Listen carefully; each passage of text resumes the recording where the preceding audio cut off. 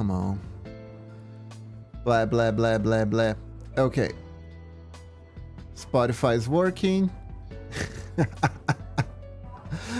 Oh god, thanks, I hate it. The default setting was to the microphone of my webcam again for some reason. God damn it. God damn it, thanks, I hate it. I hate it so much. I was talking about so much stuff, and you guys didn't listen to any of it. Boo! Okay. It's fine. It's fine. This is why you should check your audio before you start. Did you know that? But anyways.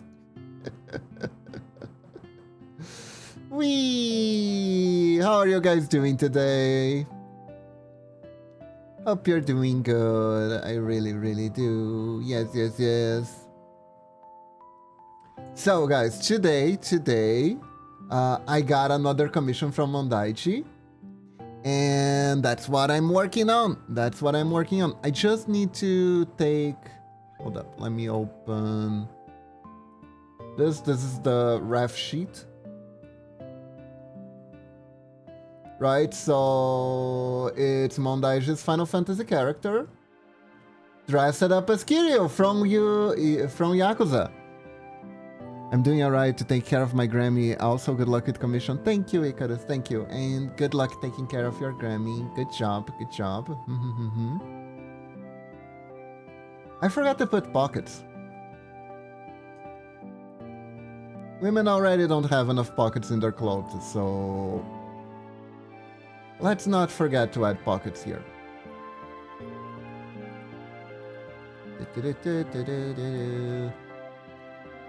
What if pocket monsters, but literally? Like you have Lintmon and Pocket Changemon? The true pocket monsters. And guys, today, after singing classes, I'm gonna watch Wolverine. So yeah, can't wait. Me and Momochi are gonna go watch Wolverine. Yeah!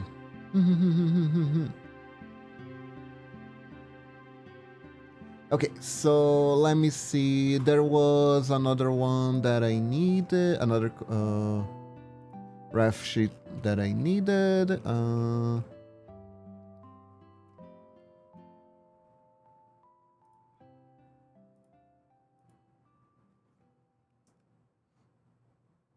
So basically,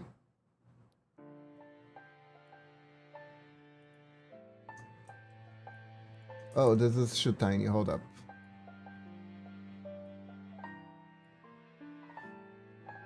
We must increase the size to fit the boy.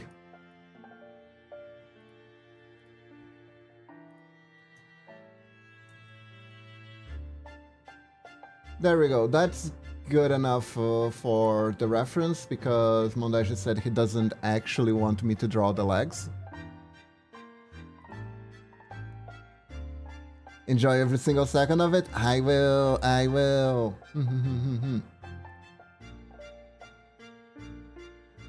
So basically, Mondaichi wants this to be looming over their character, like it was a stand from JoJo. So I'm gonna take that request very seriously. And let's see, do we have any good stand poses that we could use?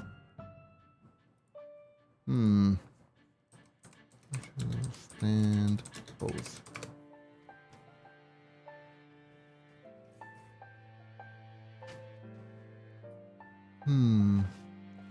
Which one would be a good one, I wonder? How about we just go with the Killer Queen pose? We could just go with the Killer Queen pose is pretty good. It's a pretty good pose, honestly.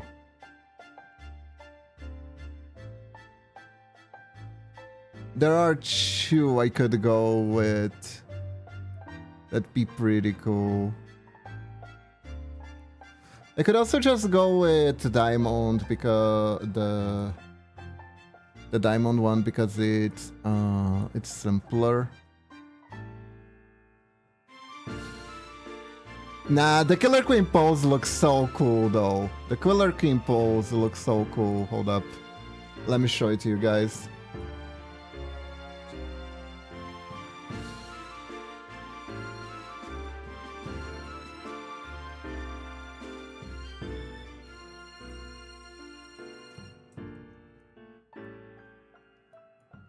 You dig? I dig. Hold up.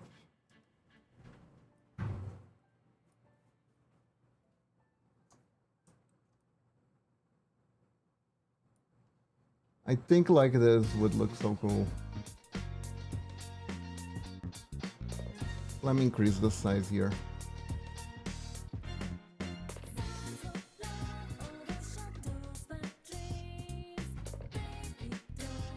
You know?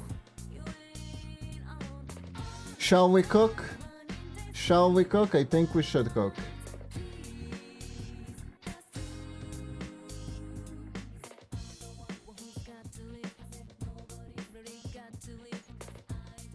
I think we should cook. Or did Mondaiji had a pose he had in mind? Hold up.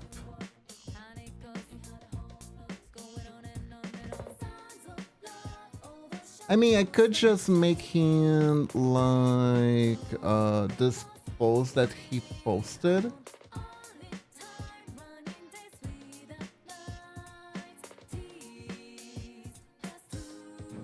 Or I could put a motherfucking JoJo reference.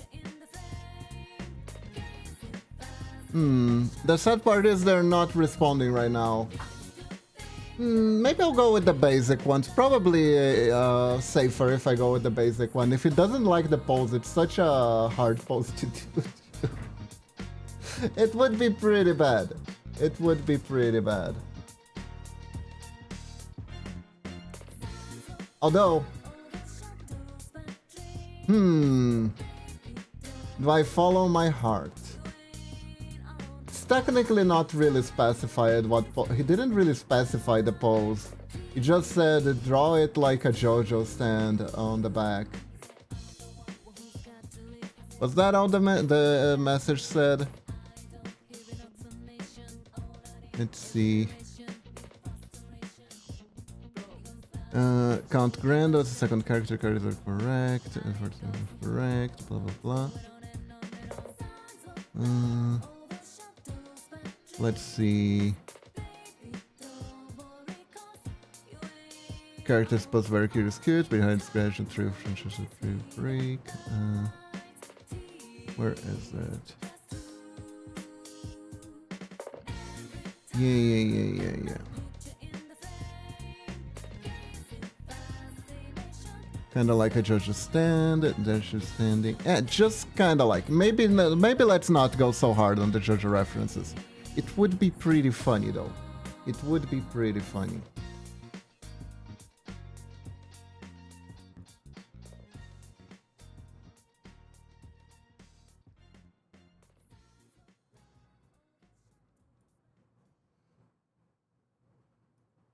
You know what? Fuck it. Anyways, let's get started. Let's start with the main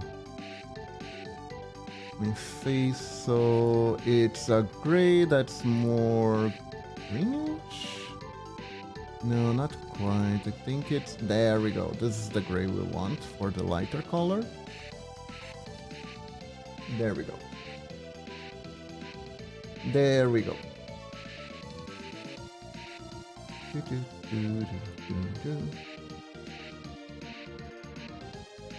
Let's see. This is a very mech creature.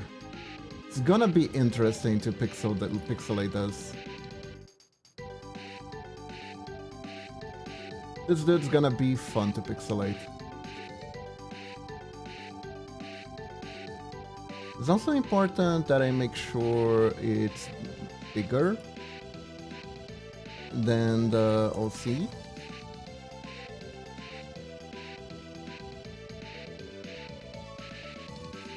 As otherwise, no good, no good, no good. So V.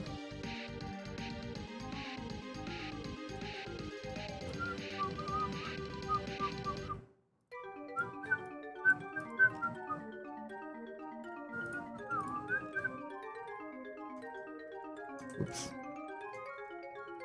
Go start like this. Lighter color.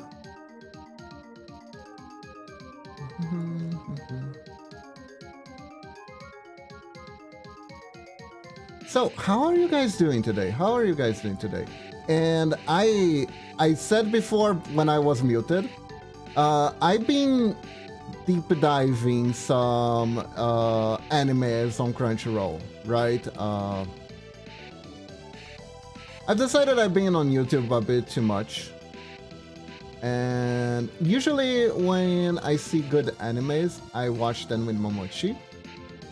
But so I decided to just watch stuff I normally wouldn't, or that Momochi wouldn't necessarily like, and see if I can find something nice. Sometimes I do that with Momochi, where we just take a gander at stuff that are from either this season or last season. And we actually found an isekai anime that's good by doing that. We actually found one that was good, and I'll be real, it really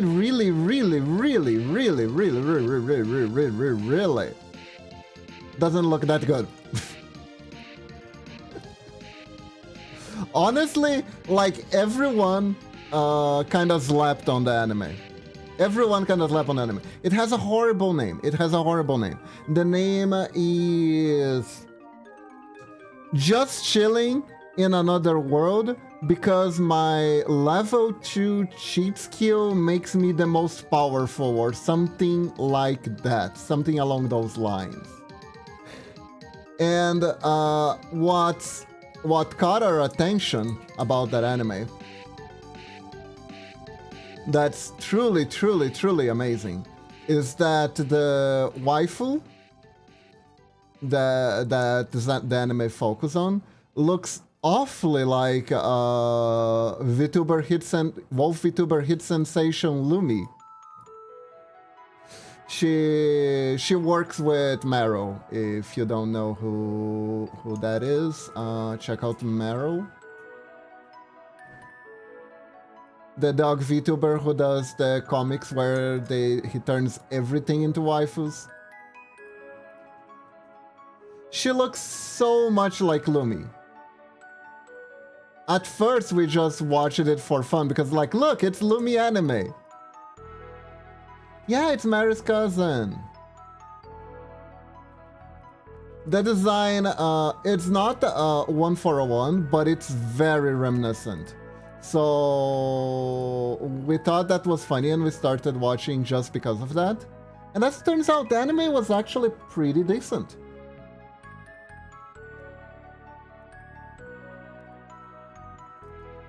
Basically, it starts really convoluted. The first episode starts really convoluted. Like, super, ultra, mega convoluted. It's like the most convoluted stuff ever. Because it already starts in a fantasy world, but then the protagonist gets summoned to another fantasy world, so it's like you get isekai'd from one isekai world to the next. Which is confusing. Why didn't the story start in the first fantasy world, so this didn't have to be an isekai? That's what I thought at first. But oddly enough, because this was written by someone who actually knows what they're doing, it does come into play. It is actually plot relevant. Why the character coming from another world is important for the story to unfold the way it unfolds. And it has to do with racism.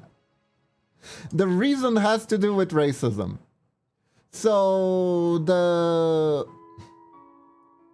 basically this anime starts with the protagonist being summoned to another world via a summoning ritual that slightly resembles a gacha system. So the kingdom is summoning heroes from another world to fight the demon lord. You know, that's the very standard trope that most of these isekais tend to copy paste. This one is copy pasting it for a completely different reason though. So it's like I can definitely see someone not watching enough to see the anime become good, because yeah, you gotta like have faith in the author that, trust me bro, I'm gonna take these very overplayed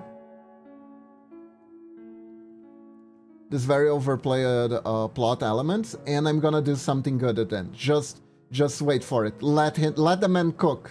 You gotta let the man cook in order to like this anime, essentially. So yeah, so there's this guy.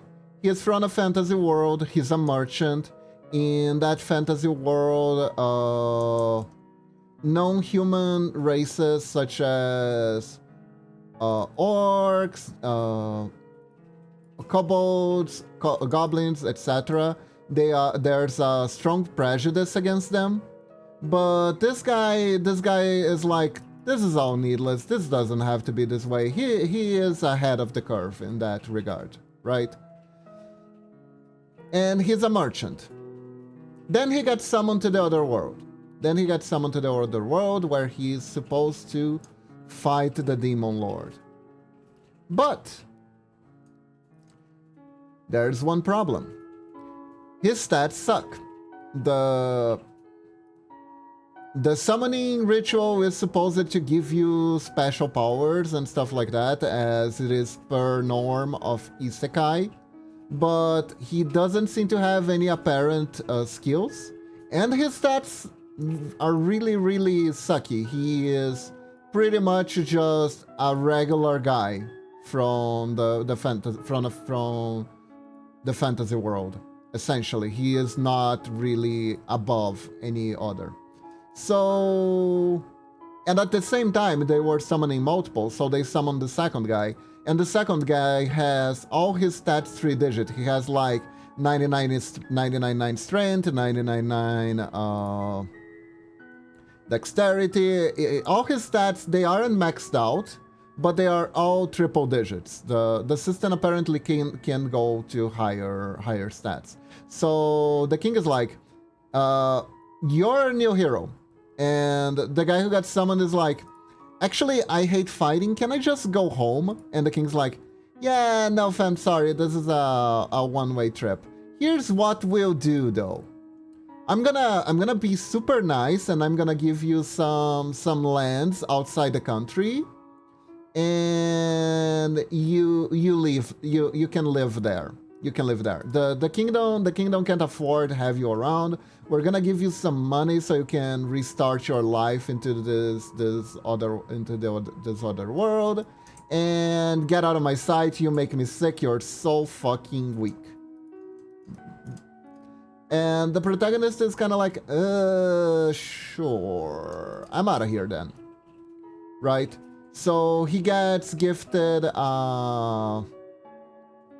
a gift bag, literally a gift bag that's a magical bag that has like some food items for him and some basic tools, and he is sent to a forest. Now, thing is, king there is, you may have figured, this may come as a shock, but the king is kind of a scumbag, right? So he's like, he actually sent him to a forest that's full of demons for him to die because he's useless, and he doesn't really want to look at the failed summoned hero anymore. It's all about getting that hero that looks really promising, the really promising looking hero that has blonde hair and acts like he is the best person in the world because everyone told him his stats were amazing. Right? But like the protagonist is kind of like, well, this sucks. This isn't very fair. But I guess this is my life now. So I guess I'll try to adjust to it. Right? And he immediately he writes for a few months. It takes like a few weeks or months, I'm not entirely sure, for him to reach his destination. And he reaches a forest in the middle of nowhere. He gets dumped there, basically. And he's like, well, guess I gotta hunt. Guess I gotta hunt 5128. And then he gets attacked by some slimes. He fends them off as best as he can. And he accidentally levels up. And when he levels up, the number of his stats changed from 2 digits to this funny little number. This funny little symbol right here.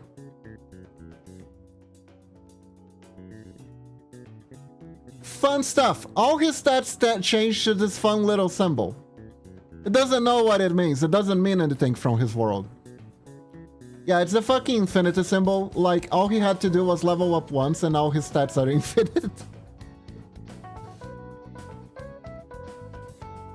Meanwhile, they cut to the hero, and the hero, while the guy was traveling, the hero has been trying to fight, and he's been leveling up, and he's like level 81.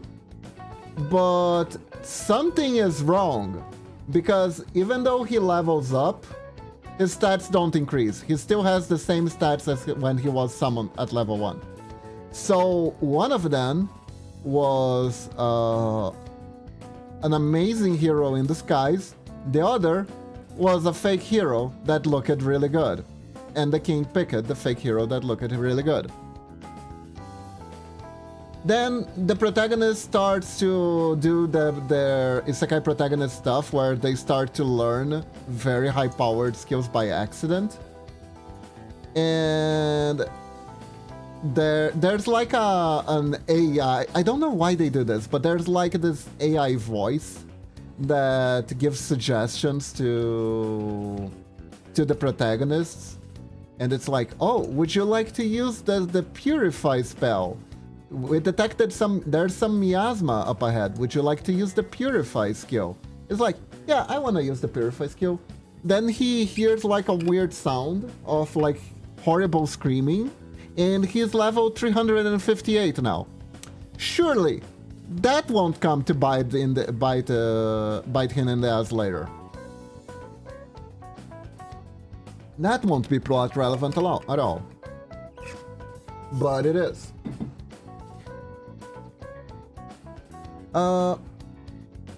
I might be like just giving a summary of the first episode. I'll make things simple. Essentially, protagonist Kun finds a big demon wolf, and the big demon wolf, and he beats the big demon wolf easily. The big demon wolf surrenders, expecting to be executed, but the protagonist is actually, and not by isekai protagonist standards, he's actually a pretty decent person. And he's like, yeah, apparently there's a war between demons and humans, so much so that I've been summoned, but I'm kind of not from here, and I don't really know. Yeah, wolfu, exactly, a wolf wife, a wolfu. Just like me at this moment. At this moment, I'm a wolfu, right?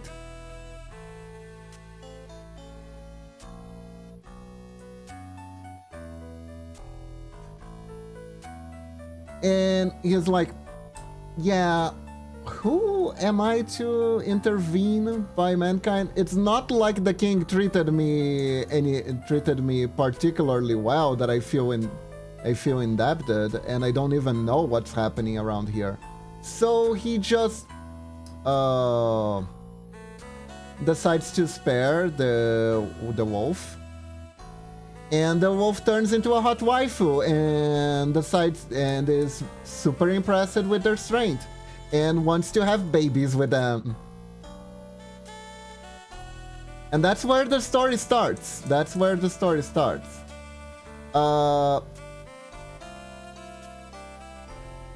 So basically, he being really that purification spell he casted earlier actually just killed every single demon that was in that forest. But he won't know anything. She doesn't tell him, and he won't know anything about it until way later in the story.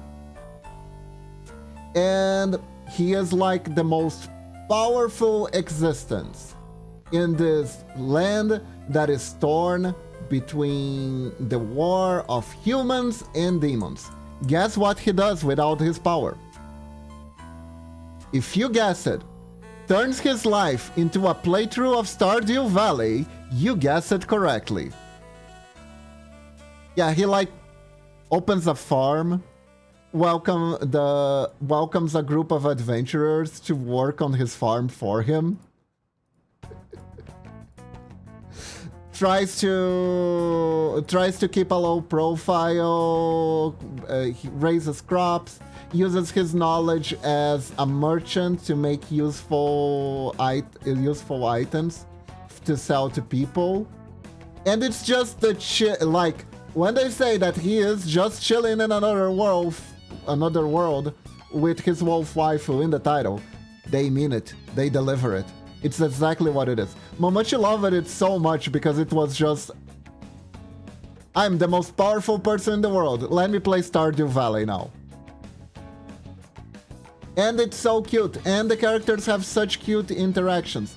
The adventurers that he let stay at his farm, they are so cute. Everyone has such nice personalities, but at the same time, it's not like that thing where it's completely boring. Like, there's like tension between the adventurers and the wolf girl because she's technically a demon. And they are technically supposed to be at war. Speaking of Stardew Valley, we're having a Stardew Valley Secret Garden. That's with Momochi. That one's with Momochi. I'm not entirely sure how much Momochi likes actual Stardew Valley. She likes that kind of game a lot, but I'm not sure if she isn't burnt out on Stardew Valley, so that one is with Momochi. Personally, I'm not too big of a fan of the Stardew Valley / Harvest Moon stuff. I just get lost on what the hell I'm supposed to be doing way too much in those stuff, and I end up not enjoying it as much because of that. Like, getting dizzy aside, or maybe because I got dizzy, I never really got much enjoyment out of Minecraft. Outside of like the start where you don't have anything and in order to survive, you have to dig holes. That part I always thought was to me that part was the most fun part of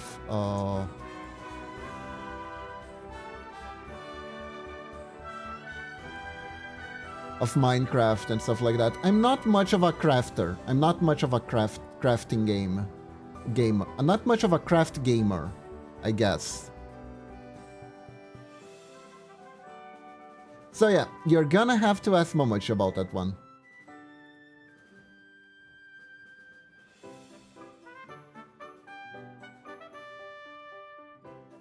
But anyways. But the anime is so cute. The characters all have great dynamic between them. And at one point, the Demon Lord just comes over to have tea with the protagonist, trying to recruit him. Like, it's very, it's a very well thought out series, because you have a character that has literally infinite power.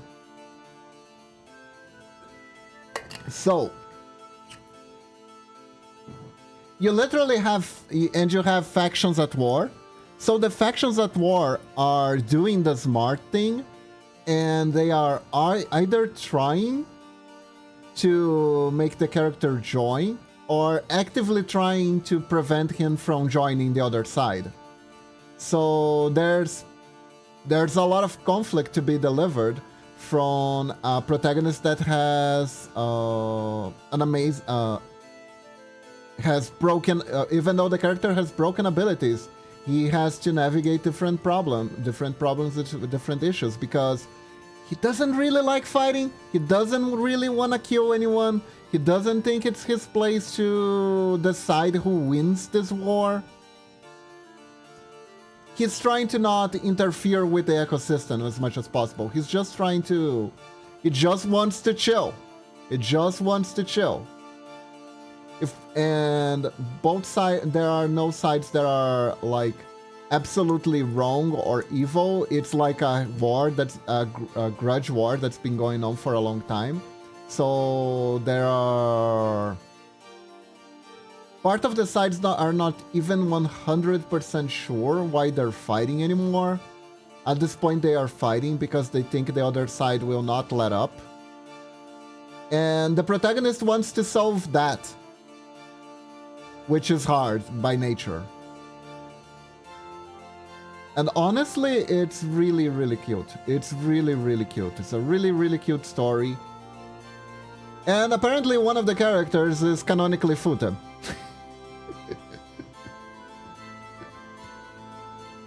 There's a scene that comes out of left field, but its own character, that's also another thing. There's a scene where a character does a thing that it's like on brand for them, because they are they don't really understand what is the difference between good and evil. They were pretty much a villain. They're pretty much like a reformed villain, more like a tamed villain. They're not reformed at all.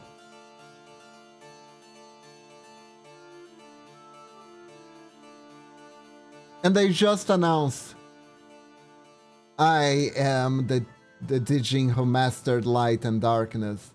Do you think I am bound by such flimsy things as gender? Hello, Cyberblitz Gaming. Welcome to the stream. How are you doing? And I was like, oh god. It was extreme. The payoff was extremely funny though. The payoff was super funny. Doing good? That's good to hear. That's good to hear.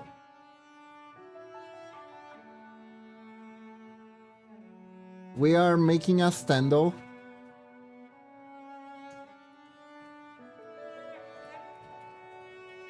Right now.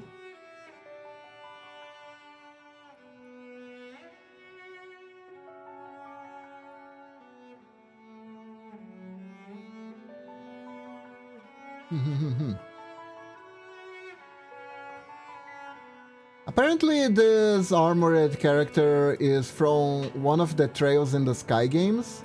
I couldn't tell you which one because there are too many of them. There are as many of them as there are Trails in the Sky, apparently.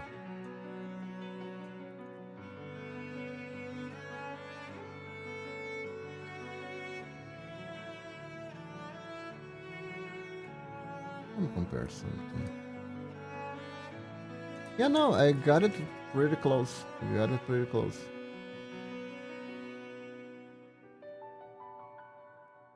Let's see. This guy has a lot of hair. This man has a lot of hair. Think around this.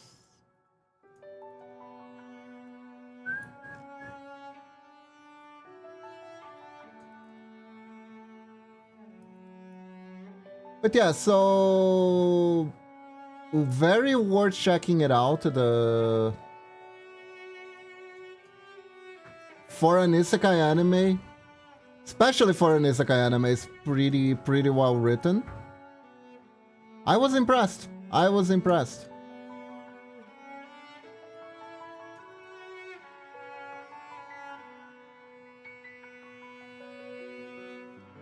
Loads of cute character dynamics.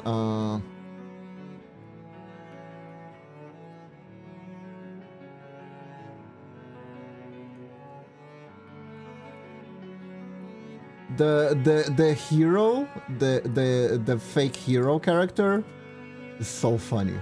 He's so funny. He's so arrogant. But there's like just enough of like humanity in him that you kind of want to see him reform. He has just enough that at any moment, if there was like an arc that redeemed him, you could buy it. But he keeps making horrible mistakes. And with terrible consequences for everyone, because he's a dumbass, essentially.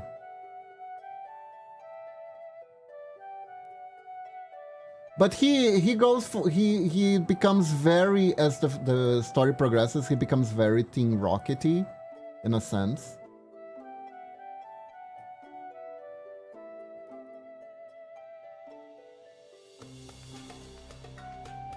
It does like one big bad thing that has really terrible consequences. But after that, he pays the karma tenfold for that dumb decision. So I kinda can't hate him for it, it's funny. Can't really hate him that much. Although, if you do decide that you hate him after watching the series, I can totally understand. Momochi was on the stance of hating the crap out of the guy, but I just thought he was just too amusing, you know? He's just too amusing as a villain. I believe he also follows that formula of course he's a douchebag, he wears a gold-plated armor.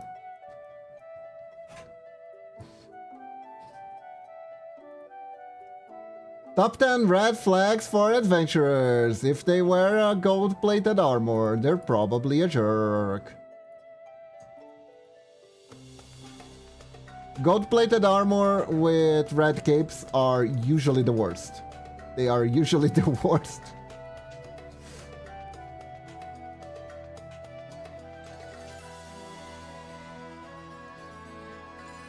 In these stories.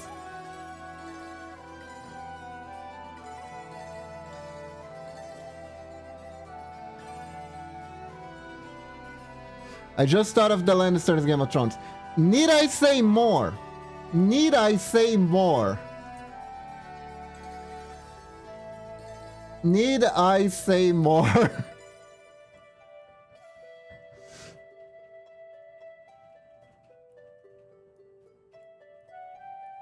Enough said. Enough said. Jeffrey would wear a gold armor. Let's be real here. If Jeffrey grew old enough to actually have a fighting training, he would totally wear a gold armor. God, the kid's name was Jeffrey. In a medieval setting, he is so set up to be a jerk.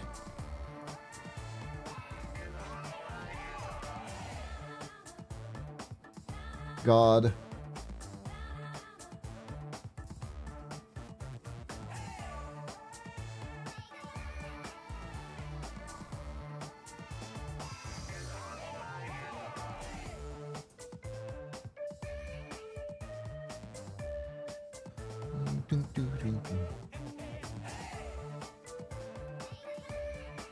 But yeah, anyways.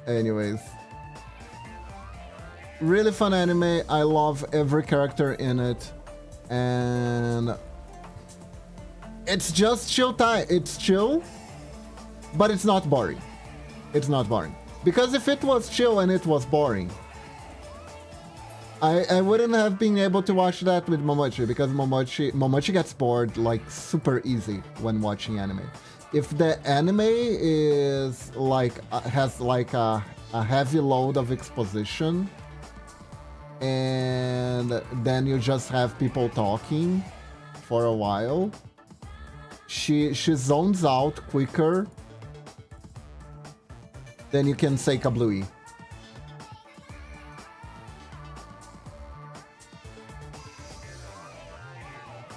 Man, that reminds me, I think we saw an ecchi anime of the season that was very, very mid. It was like the kind of stuff that, like, I think only people who are really into ecchi genre would watch, or if you wanna get into the ecchi genre, this is gonna be good specifically for you because it's your first. Because it was I think it was called The Goddess That Lives at the Cafe or something. And it's essentially that basic premise of guy inherits whatever from their grandma, and their grandma was letting hot girls live with her at the place that the guy inherited. So technically he by default inherits the girls in a sense, because now the girls live there and he lives there too because he's the rightful owner. So they're all gonna live together. Oh my god. Ichi hijinks and booba everywhere. So it's kinda that one. Except the protagonist is less likable. Like, I mean, okay. Please disagree with me on this. Are most ecchi protagonists supposed to be likable? Some of them are blender than plain toast, you know, in terms of personality, because they go by the blender, the formula that the blender you are, the easier it is for someone to overwrite your personality with their own. And let's be real, most of these ecchi animes are very male wish fulfillment oriented. I mean, I'm sure if you are a lesbian and there's the possibility of living in a dorm with a bunch of cute girls, you would probably like it too, especially anime cute girls. However, we don't get the Yuri version of that, do we? We never do get the Yuri version of that, do we? We just get the plain protagonist who complains a lot about the situation that's supposed to be heavenly because somewhere along the lines, someone thought that that was peak humor. And no one ever questioned him. Even though one of the main jokes that the writers will use is, why are you complaining? This is a dream scenario. Whenever they are interacting with other characters who are jealous of his situation. But anyways. I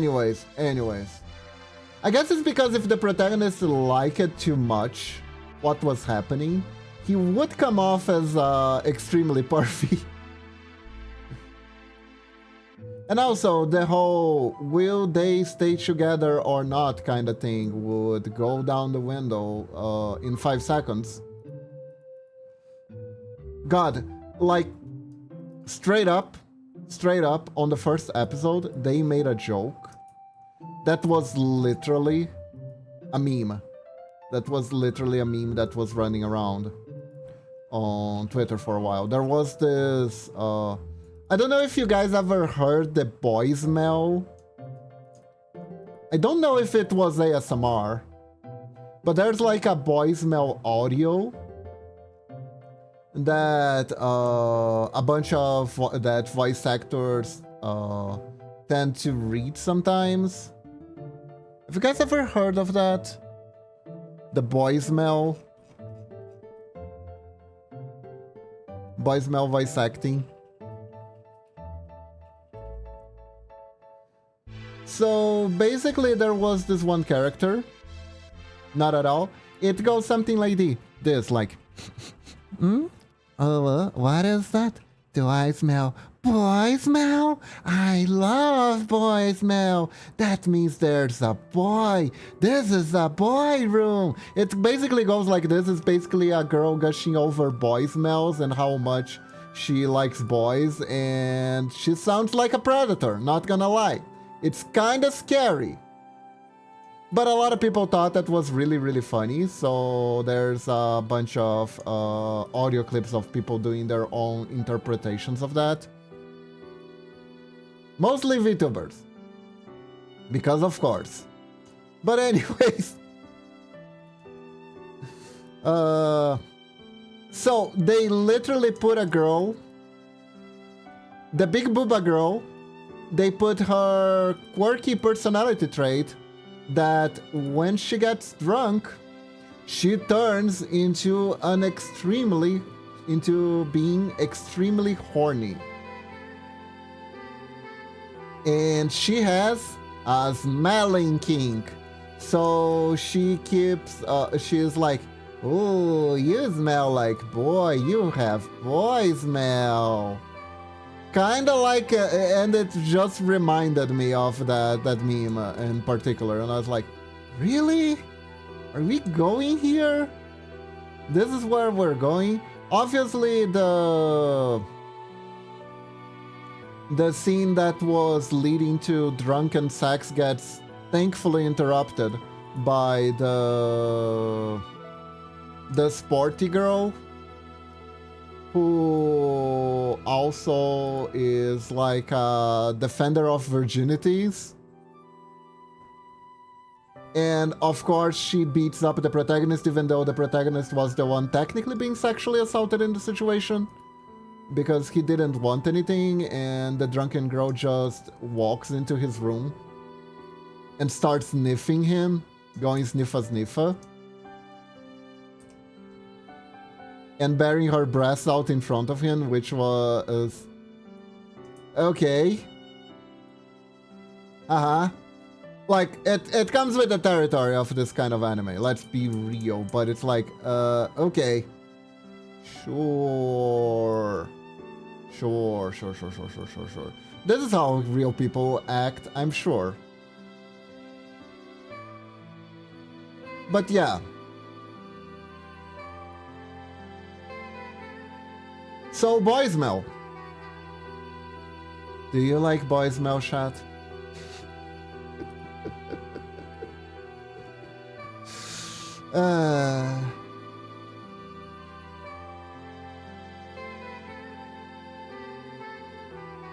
Yeah, so that's a thing that exists. It's out there. You can check it out on Crunchyroll.com. Wow. What a good use of your money.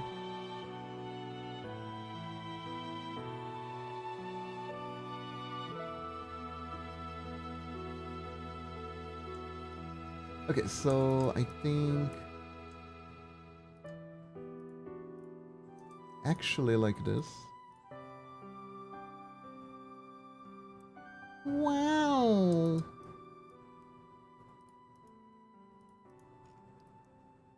But yeah, that one was a weird one. That one was a very, very weird one.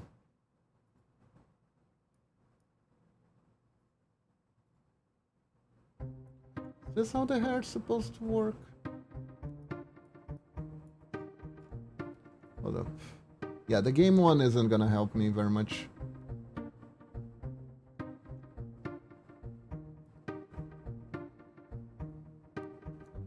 Impressed how you're concerned about pixelating that creature and it's looking amazing, but right now I need to cook some breakies. Alright! Go cook your breakies. That's breakfast, right? I think this one needs to be bigger.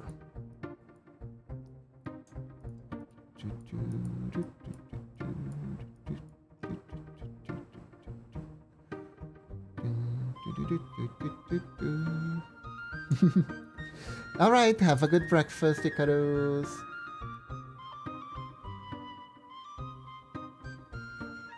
So, I guess I do this.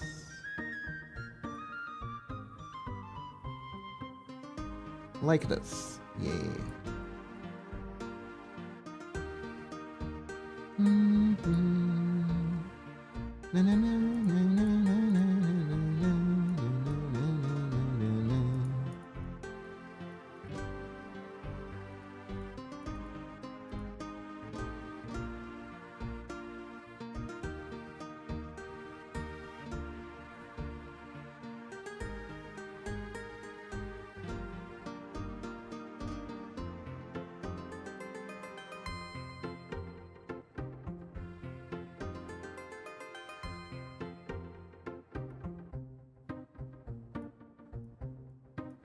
There we go.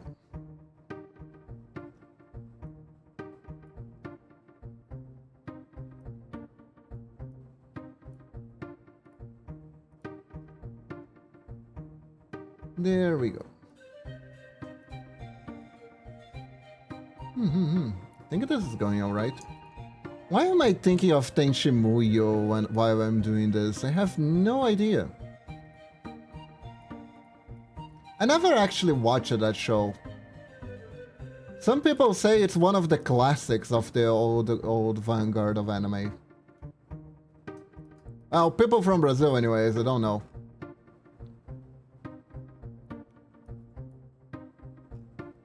There were some jokes about the female lead looking too much like Sonic the Hedgehog too, but that's neither here nor there. She had hair that was kinda like this. Very blue, very spiky. What the story was, I'm not entirely sure, but I think it's like space aliens crash at a guy's house, and they are, I don't know if they're bounty hunters or if they're space pirates. And it's like there's a guy who has a house that's just a space pirate port at this point. And the pirate girl falls in love with him, but causes a lot of mischief. And makes his life a living nightmare. So it's pretty much the formula, the anime formula from Urusai.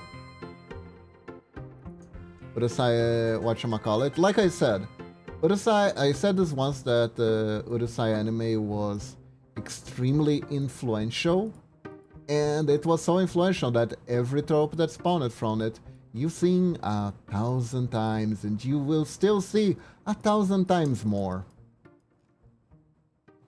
But anyways, what were they talking about? Oh yeah, the cafe one, the cafe anime. Main character, extremely unlikable. Like, they are like, oh, but actually he has a really nice side, and I'm like, you went too hard on the unlikability factor. I am so sorry. I know he has like a heel turn at the end of the episode, where he's like, I'm actually not bad. But like, my god. Because you have to see him being kind of an ass for most of the beginning of the episode, during most of the episode, it's kind of hard to just be like, okay, I know you're actually a nice guy all along. Oh, great. I can't wait to see your adventures. I don't know. I think they went too hard. There is a risk factor when you're making a character. Like, if you want to like have a plot twist where a character feels unlikable, but actually is likable, you really need to be careful to not go too hard on the unlikability part. Like, there are people who have done much less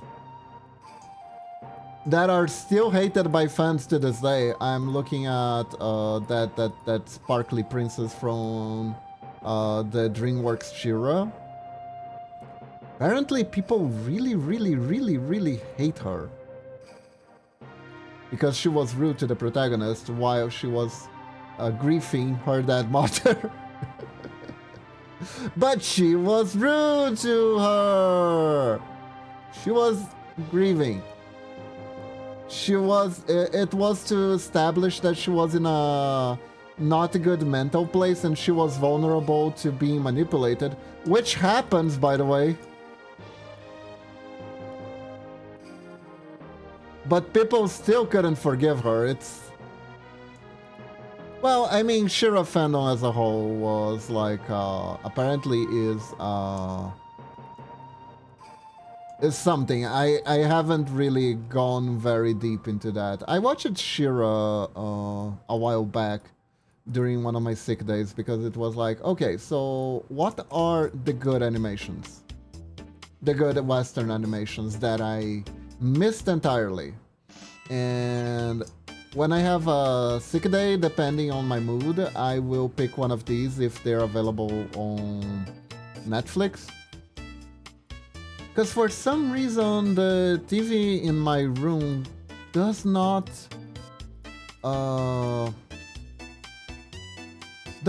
work with Crunchyroll. Apparently, it's too old for Crunchyroll. So I have to make do with whatever is on Netflix. I watched a ninja anime on Netflix the other day. I thought it was fun, but it's one of those animes that sorely needs a second season, and there's none in sight. So it ends on the certainty there's going to be another season, but there's none in sight. So honestly, it ends on like such a huge cliffhanger. And one particular twist that I hate, I hate it. That's like, don't watch this, don't watch this. You're gonna have the opposite of a catharsis. You're gonna have the opposite of a catharsis, and it's gonna be very frustrating. Instead of a catharsis, you're gonna have a cock blockasis. You know? Fuck you, Kiba. Hello, Norex. How are you doing? What did I do? I don't have Chihuahua mode on this. Sorry. I think your points get refunded automatically if it cannot be redeemed. But how are you doing today? How are you doing today? You're gonna have to settle for bonks. Let me bonk myself here. I bonk myself or did that get deleted too?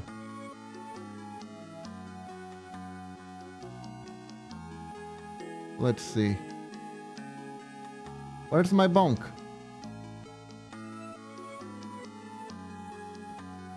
Top 10 hot streams. Wolf girl bonks herself in front of crowd. Oh my god. Where's the bonk? I don't have a bonk.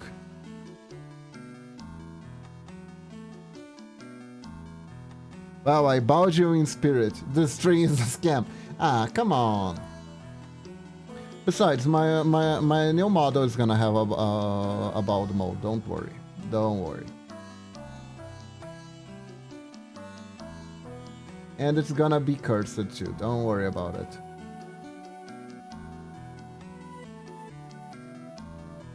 Bowed me in spirit? Okay, Norex. I am bowdened.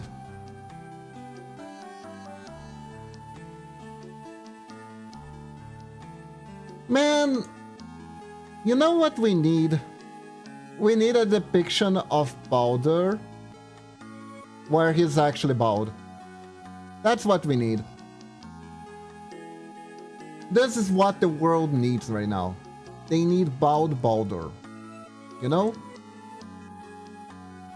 Think about how much society would advance with a bald Baldur. Right? Isn't it brilliant?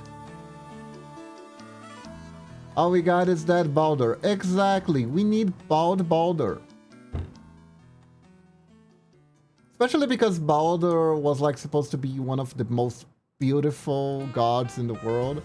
And we need beautiful bald Baldur.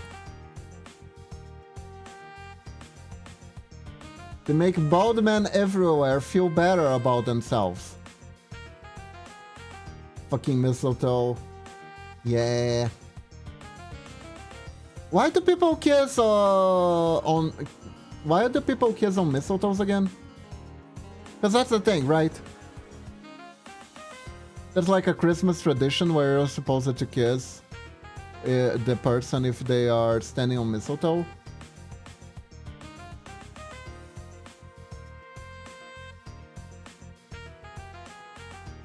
Who knows? Ah, okay. I was wondering if you might, but it seems the mystery of the mistletoe shall remain as mysterious as the mystery of the druids. Oh, Narex, maybe that's it. Maybe it's a druid's fault. Maybe a druid decided it was this way.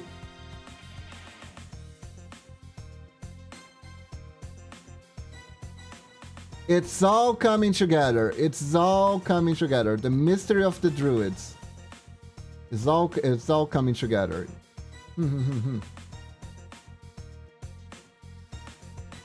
Because what's up with those druids anyways? They are so mysterious.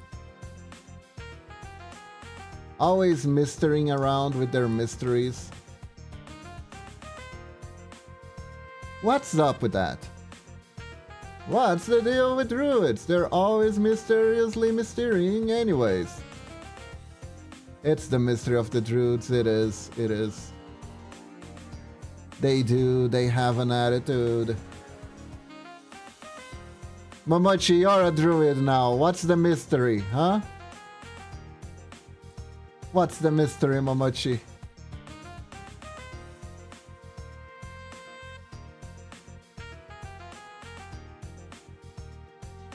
What I felt at my toilet. Eh.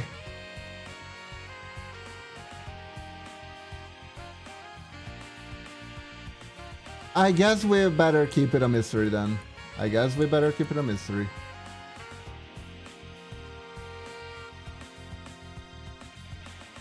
Maybe the mystery was justified all along.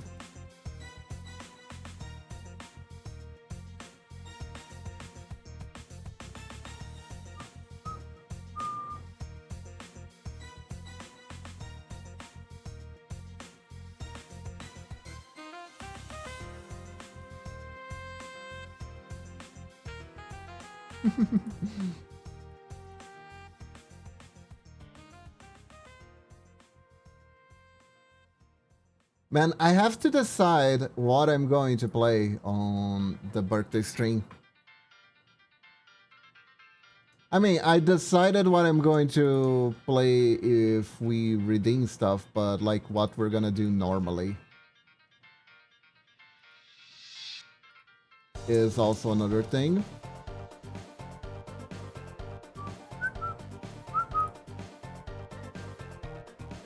By the by, if you don't know, my birthday is September 1st.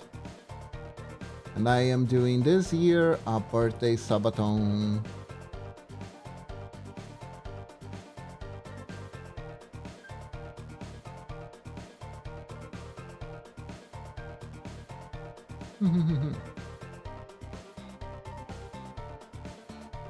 I alternate between me and Momochi because Momochi did it last year.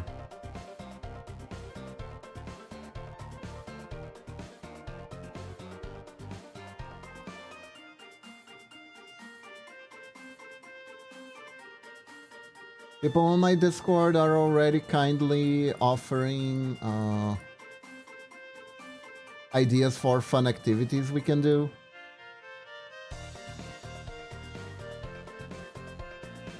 Exactly, exactly.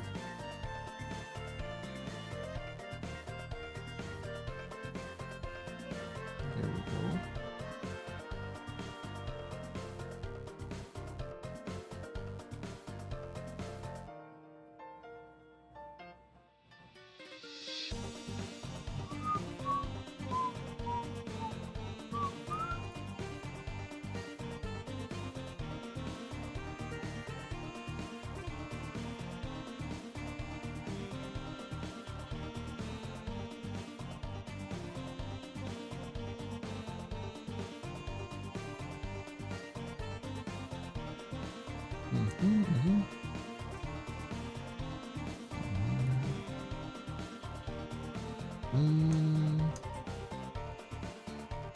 Maybe darker.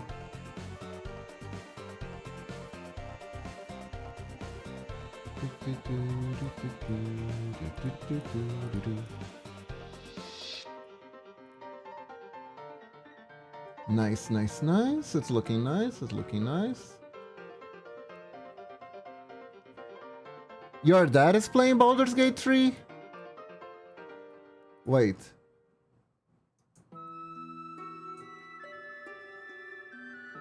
Hold up. Did they know about the sex scenes, the R-rated scenes in the game?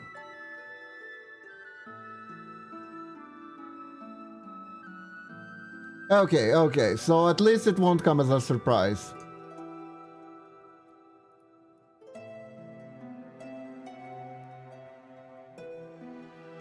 I know, Norex, you got some explaining to do.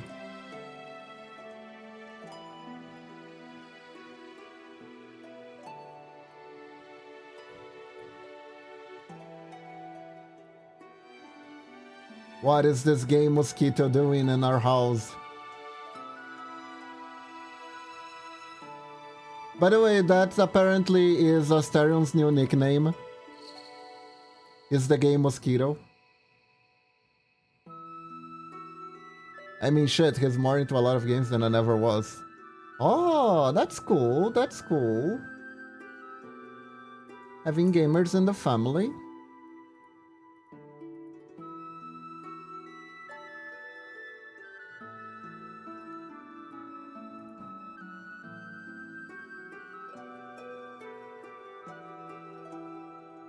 My mom and my dad are more of avid Netflix watchers.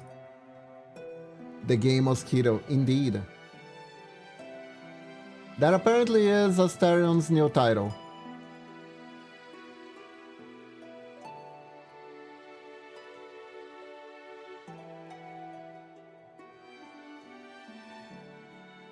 Okay, this is looking pretty cool, right? But can I make it draw? Can I draw it in this pose? Is the question.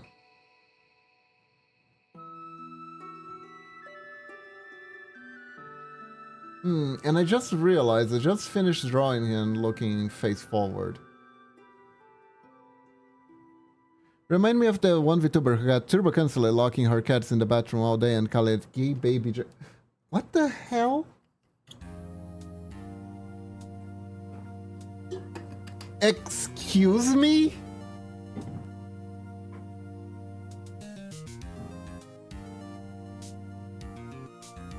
Excuse me? What the fuck?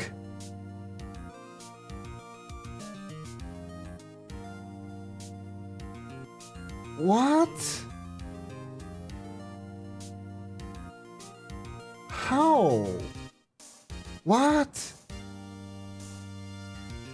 Narx, how do you find out about these things?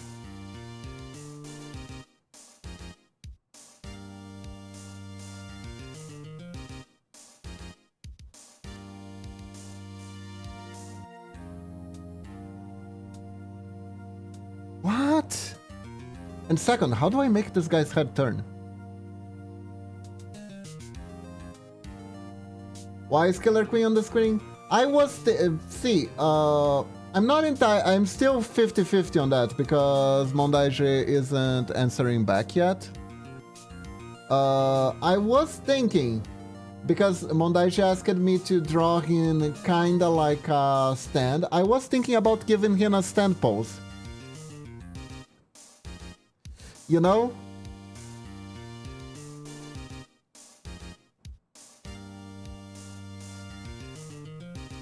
But I think for now I better draw just the baseline pose, so...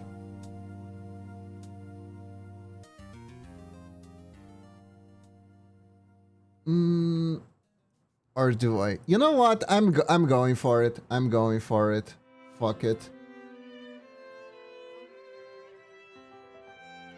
Honestly, I think Mondaige would appreciate the pose.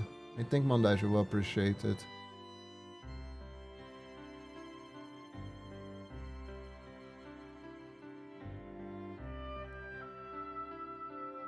Also, I need to make make him face forward a little bit. Journal with golden experience in the train. I don't remember. I don't remember what that pose would look like.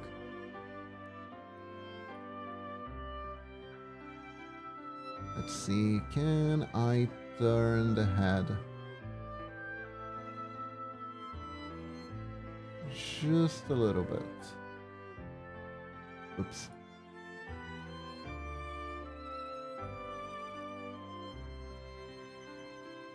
Oh god.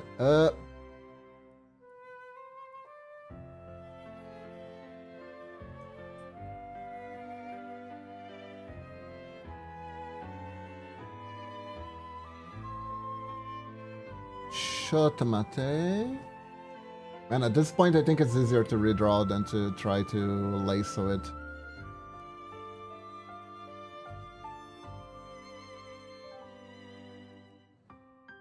Well, let me try just a little bit like this. So anyways, you know how I found out about this shit? I'm German. You've seen our fairy tales. Call it morbid curiosity to seeing how good things cards. You know what? Fair. Fair.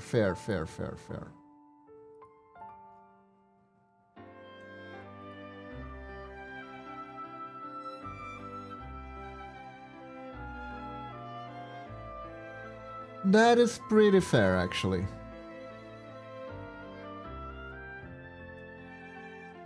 I do watch a lot of anime. I shouldn't because of the so-called morbid curiosity too. Did you end up checking the PDF I sent when Momo sent me the meme from Twitter? I don't think I did. I don't think I did. Where did you post it?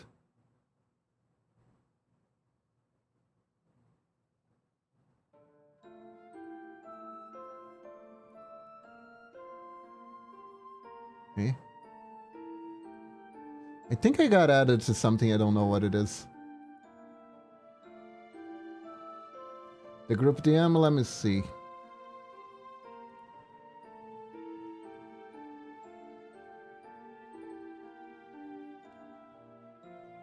I saw Katos.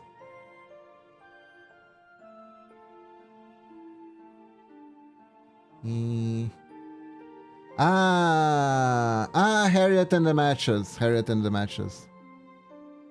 Okay. I haven't seen that one, but I remember you talking about this one, about the girl who burns herself to death.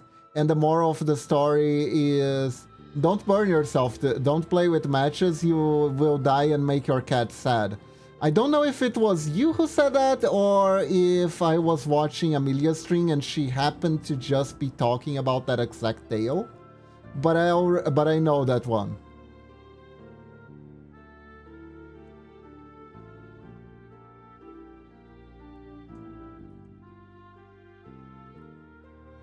Yep, that one specifically. Dano brings that one every time German fairy tales come up. Oh, I think it was Dano. I wasn't sure, but I think it was Dano, yes.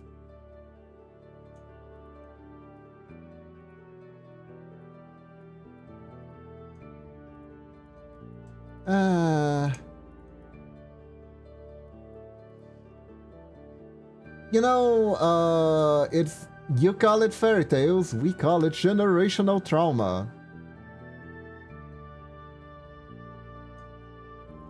Kind of situation.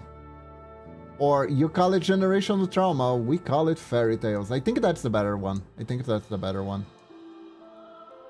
Okay, does it look like he is looking slightly to the side now?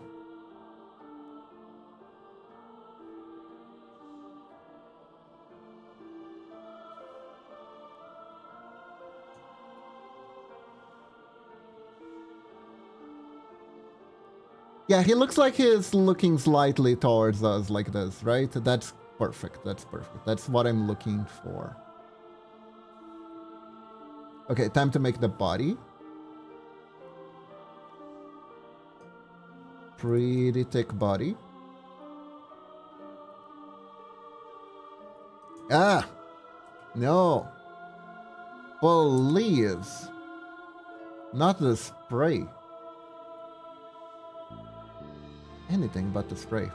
Oh, fun fact. Well, not exactly a fun fact. It's more like a fun thing that happened.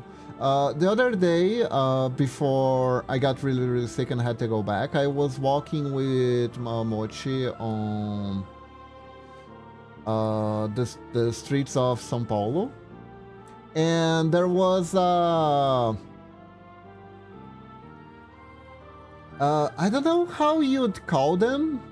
A street merchant, and he was selling tasers.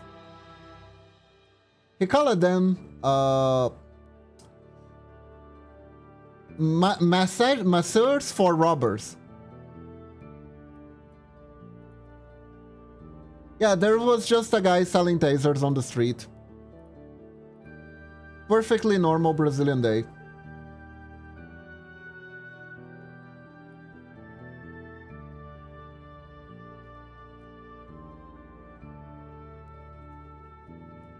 And he was activating them on the street too.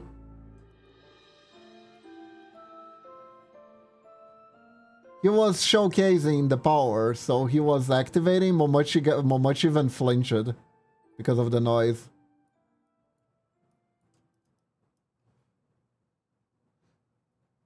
It was like, step right up, everybody. Masseur for robbers.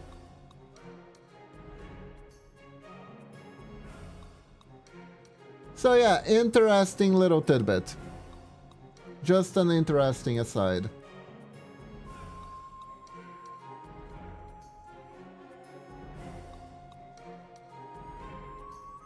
Man, I think the most garbagey, edgy anime of this season is gonna be Failure Frame. It's gotta be Failure Frame. I watched a few more episodes and my god, it's so edgy.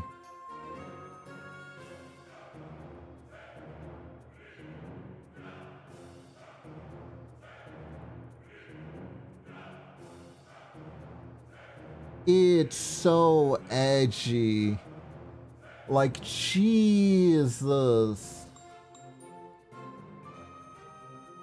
So fucking edgy. So fucking edgy.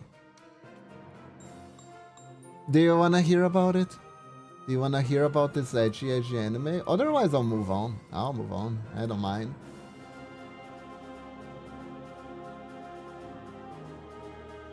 Edgy, don't you mean cool and fun? Oh, it's fun, alright, but not for the reasons the author wanted it to be. It's definitely fun-y.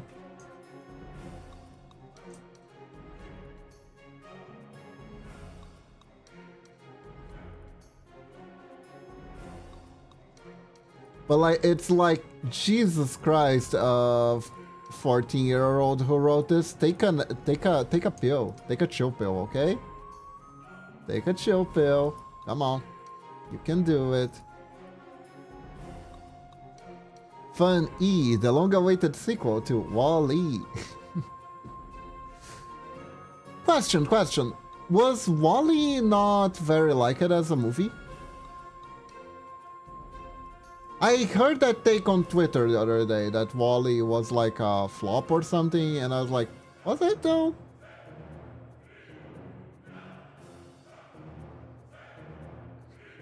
Also, it's really hard to figure out what people think is a flop anymore.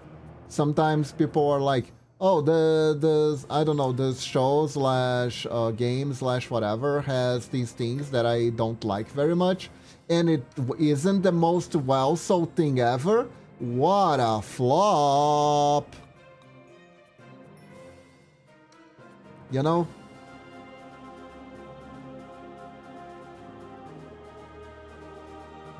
If it's something they disagree with or dislike, the standards need to be perfect. And even if the standards are perfect, the person will try to find anything they can to latch on to the idea that it's actually bad because they didn't like it. Instead of, you know, just admitting that they didn't like something that was popular. And that's okay.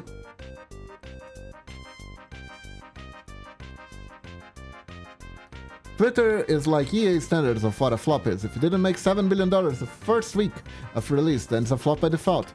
Also, if I'm away and Camelgots show up, tell him he missed the chance of me sending him picture of Fly Platanitos. Ooh.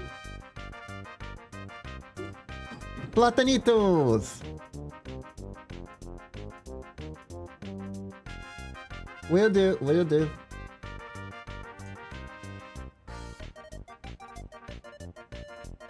I like that word, platanitos.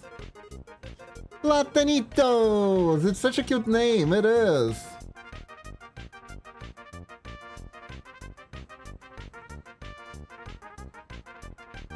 Okay, I think I got the base structure.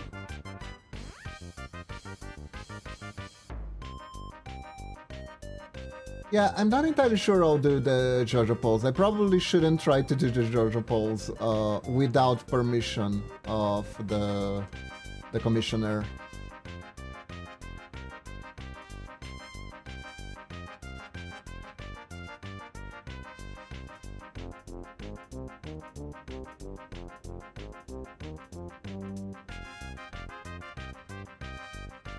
Could do something like this. You get like a... Oh, it does fit well actually, because the way the hair curves, you know? It fills the screen nicely.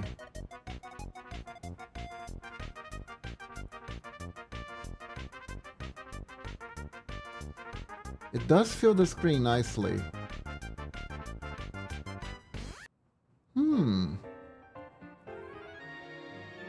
Alright, let's continue.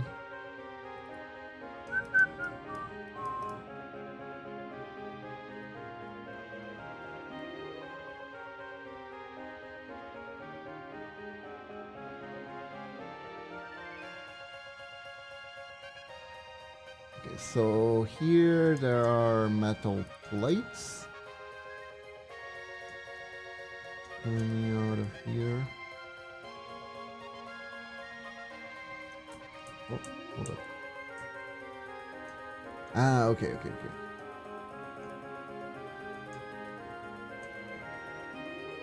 we go.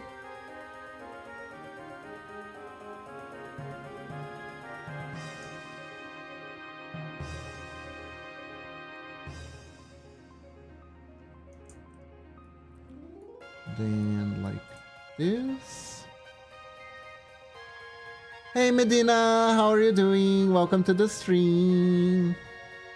We are making an intro screen for Mondaiju today, who has commissioned a lot of stuff for his stream from me, which I'm very grateful.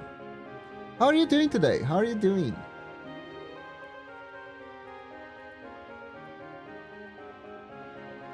We were talking about bad isekai anime and platanitos.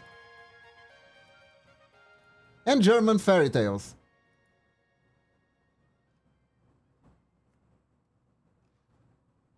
Indeed.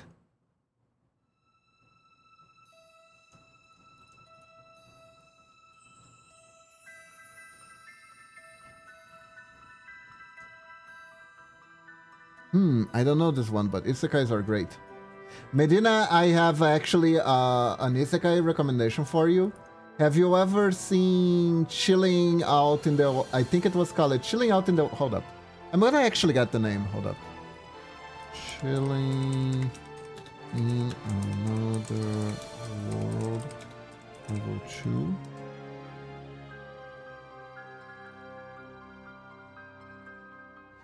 Chilling in Another World with level 2 super sheet powers. That's the name. That's the name.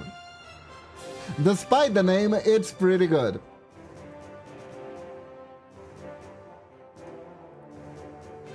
My dude becomes the most powerful being in the universe, and what does he do? He plays Stardew Valley.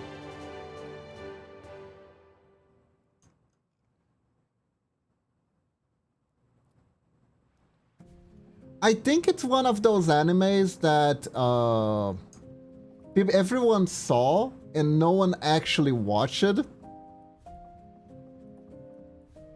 It has the funniest, the absolute funniest intro ever. Go chat. Go check the intro right now on YouTube's. I'll wait. I can't show it to you guys because I'll get demonetized. You know how it is, but... yeah, just from the intro. Chilling in Another World with level 2 superpowers.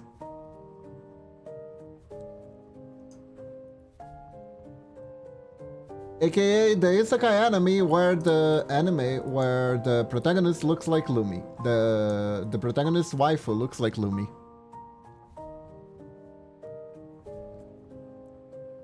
Yeah, like with a name like that, and that's why naming is super important.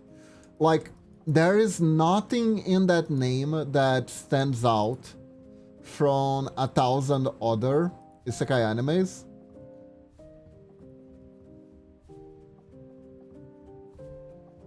She is absurdly cute. She is absurdly cute.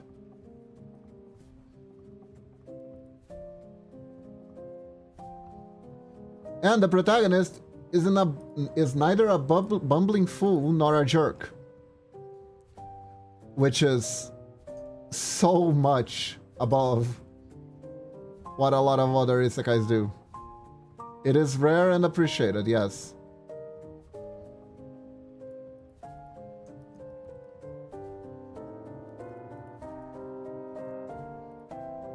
Because sometimes you will have the occasional anime that actually has cute waifus, but you have the protagonist who is like really doesn't deserve the affection of the waifus, you know? Like really, really doesn't. But this one, honestly, good chemistry.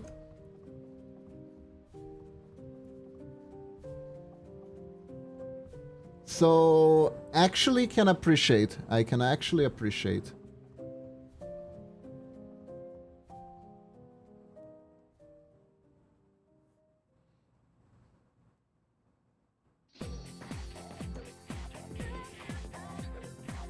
I hate the trope of, oh my god, he held the door open.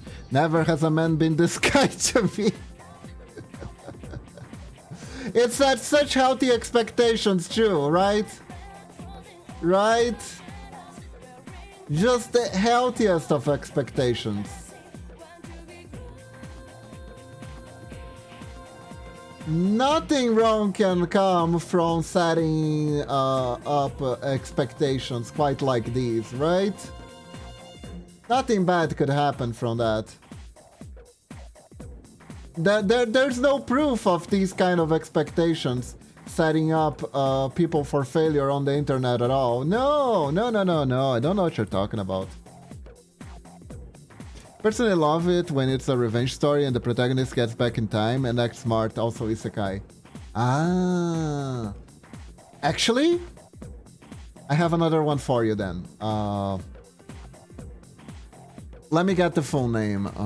It was Seventh Loop Villainous. Okay. This one also has a horrible name. 7-time loop, the villainess enjoys a carefree life married to her worst enemy. That's the full name.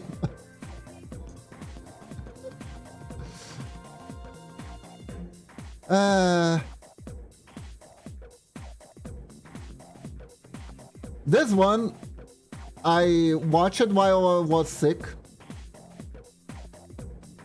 It's pretty enjoyable. It's not so much about revenge, but it is about a girl who was raised to marry a prince. The prince dumps her, but she learns to live her best life. But then war happens and she dies. But then she reincarnates as herself on the day she's getting dumped. And she tries to live her best life again, but things change slightly. But war happens and she dies. And when the story actually starts, she's on her 7th loop of this happening. And now she has the goal of trying to find a way to not die to this fucking war. Scarlet Armand's no ordinary lady, not just because she's engaged to the Emperor. Newly reincarnated as a character in a fantasy novel, Scarlet knows she's supposed to die a horrible death at the hand of her fiancé, Charlene Cator. Determined to escape her fate, Scarlet decides to make Charlton break off the engagement. Why does he keep wanting to spend time with her? No, that's another one. 10 ways to get dumped by Tyrant. Oh, that looks interesting too. That one looks interesting too. I think I was watching a VTuber play an Otome game that was like that. Maybe that's the game, that's the anime from that game actually. Huh.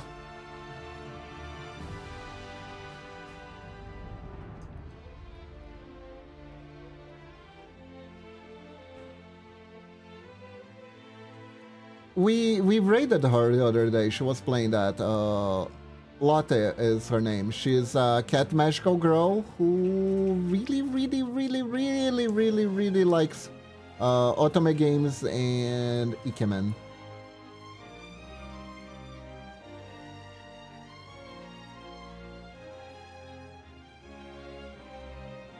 This one's great too. I'm the stepmother, but my daughter is too cute.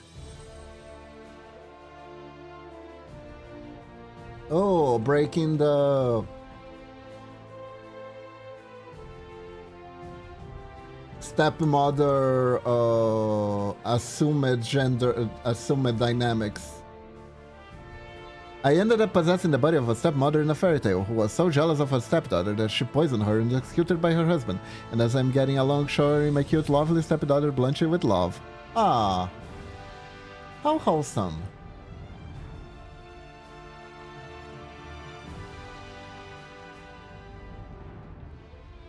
There was one of these villainous anime that had a very interesting twist to their story. That there was like a force of fate that could possess the characters to make them act out of character in order to fulfill the elements required for the plot to advance. Which was an amazing looming thread that they didn't nearly expand upon as they could.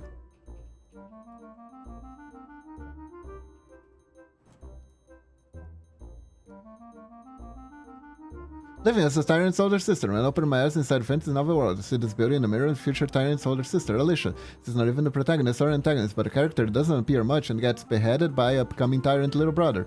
My life is about escaping that fate from the novel in the end. I seduced the male lead's merchant friend, who also doesn't appear much and was about to leave the country with him. I stop now, but I love this. Fair enough, fair enough, fair enough.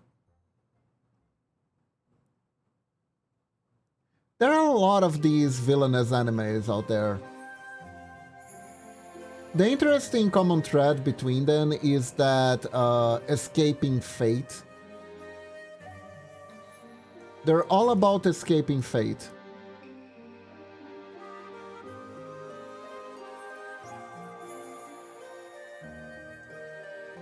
Spoiler, she mistook the person who she seduced. Uh-oh.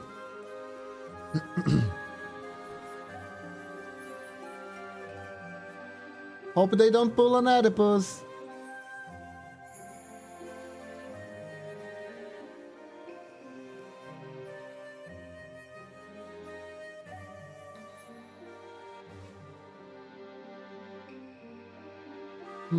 I think he has more biomuscle or mecha muscle. I'm not entirely sure.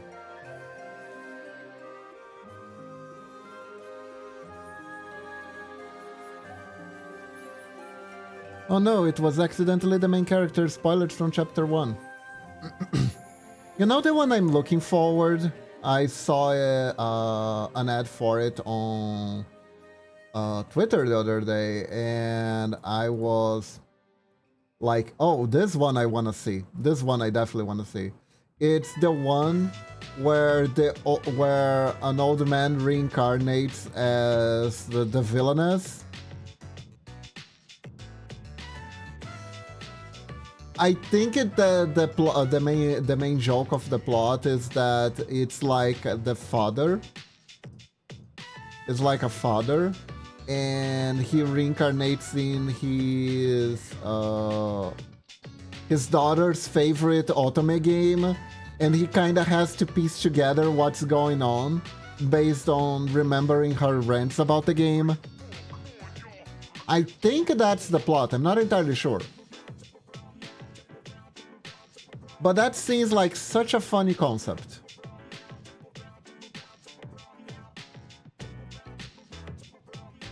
It seems like such a cool concept.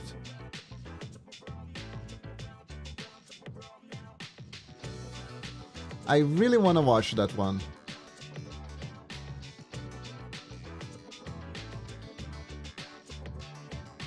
Let's see what else.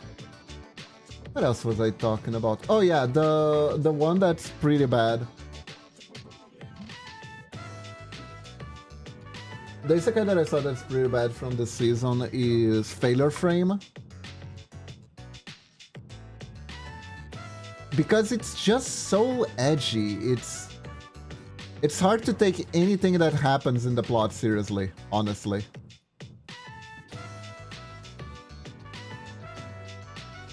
Have you seen that one, Medina?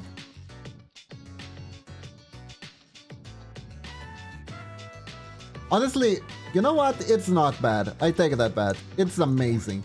But I'm not entirely sure it's amazing for the reasons the author wanted it to be.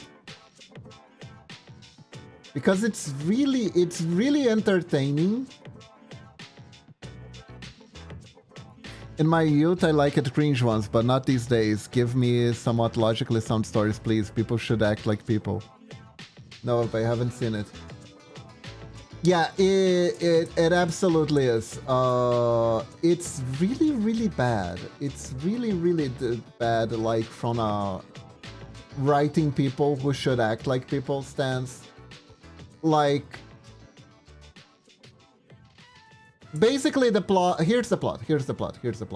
So there's a bunch of school students who are on a school trip. And their bus, I think, flips over. I don't really remember too much of what happened in the first episode to this part, because honestly it's pretty boring.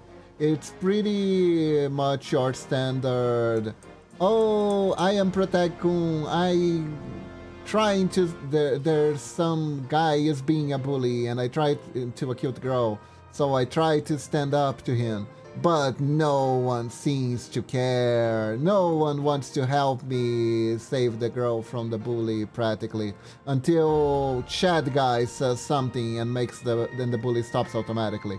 But now the bully hates me and starts bullying me instead, and no one cares to help me or something like that, right? But then,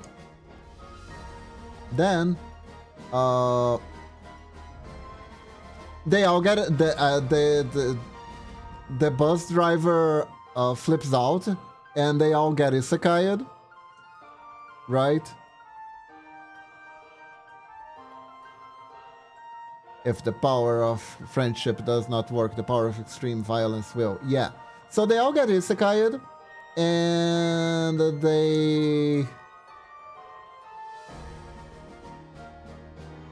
they get isekai'd, and this goddess starting announcing that they are the chosen heroes who will help defeat the demon lord. There's always a demon lord, of course. And the anime really doesn't care about the demon lord at all. We're on episode 5, we haven't even seen a glimpse of the said demon lord. That's not what the plot is. The plot is the goddess who summoned them is actually kind of an elitist jerk. So there's a system. Did I make his shoulders too wide?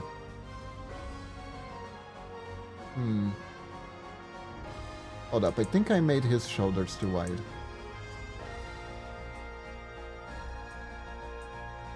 Now it sounds interesting. It is interesting. It's also very poorly executed, but it's very interesting. So, Goddess immediately whips out an orb to check the character stats, the stats of the people who have been summoned, and like they were summoned in bulk, right? And this is starting to reminiscence something. And the spheres not only gives the stats of the people, they also give them letters. So there are people who are A rank summons, there are people who are B rank summons, there are people who are D rank summons. So they have different rankings. Almost like this was a gacha. And guess what? This is a gacha. And our main protagonist is an E rank hero. The lowest of the low. The goddess immediately ignores him when she sees his ranking. She stops answering any question he has, and his bullies are like getting A ranks. And there's a guy who has a super special S rank.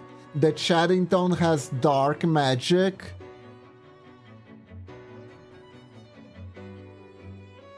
But then he uses a way to get strong. So eventually. So essentially the goddess announces that those who are too weak will get in the way of the heroes who are stronger, the stronger heroes. So in order to avoid this from happening, because the tendency was for the stronger heroes to try to help the weaker heroes. So sometimes they ended up sacrificing themselves, taking blows that they shouldn't, to protect the weaker heroes. So in order to prevent that, it was decided by law, it's the law guys, it's totally not my fault, that the weaker heroes should be disposed of. Is she gonna just take them back home? No, there's no way of doing that until you defeat the Demon Lord, silly. So we're just gonna throw you into a death dungeon. And if you manage to escape by your own strength, we promise we won't interfere with you anymore. So dude gets thrown into the trash because he has low ranking skills, and he is low rank, even though it says he has a unique power. And his unique power is status effect. The guy knows paralyzes and poison, but the goddess immediately tells him that those skills are worthless. They don't work, they have very low odds of success, and they don't really do much. So the guy gets in panic because he is already being put into the teleportation room to be thrown into the death dungeon. I'd starts affect the goddess with Raikuch. Yeah, protagonist tries it too. Unfortunately, the goddess has a skill that blocks out all status effects. So the protagonist is really worthless against her specifically. He can't do anything against her. And he gets teleported to the death dungeon. But in the death dungeon, in his panic, he discovers something. She was lying.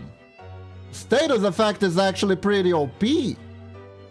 Like, all the monsters are super high level, but his level 1 paralysis skill works on them. It works pretty well even. It works too well. They get completely paralyzed. And he manages to kill one of them with the using paralysis plus poison combo. And immediately he likes level ups. He levels up like a bunch at once. And he recovers his mana, because this is one of those systems where if you level up, you heal to full, right? So more enemies start appearing. He starts panicking. He has to run because his MP doesn't last that much. But he is able to whittle them down, gain more MP, do that again, over and over and over and over and over. Until he is like super high level and he has a gigantic MP pool. And he does a few more stuff. He runs around the dungeon a lot. This is like episode 2. He runs around the dungeon a lot. Like, I started noticing a lot of I don't know how else to call them, so I'll call them flaws for now, right? You know what? Let's call them quirks. In homage to My Hero Academia ending, let's call them quirks, shall we? So...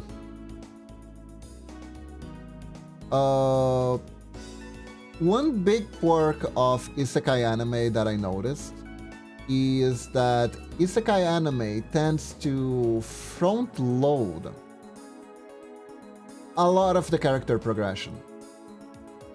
Like, usually in an isekai anime, the protagonist may start at level 1, but he gains a skill that makes him go from level 1 to level 10,000 and learn all the skills he could ever need to survive in one go. And that's kind of a waste. Like, a lot of good stories come from the character.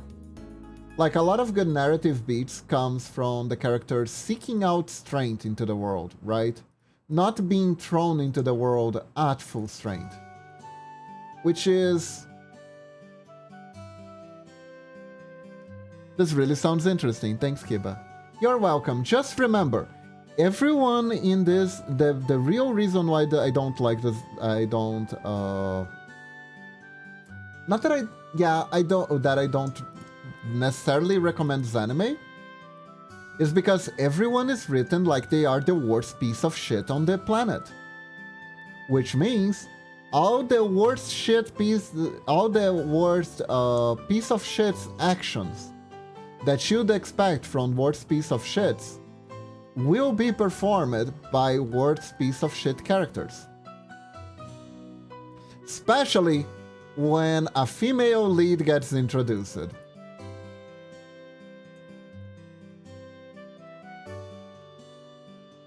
every male character wants to force themselves to in her. Except for the protagonist, because the protagonist, even though he says he's probably a sociopathic monster, is also the nicest person available. Wish some manga writers were no incels. Yeah.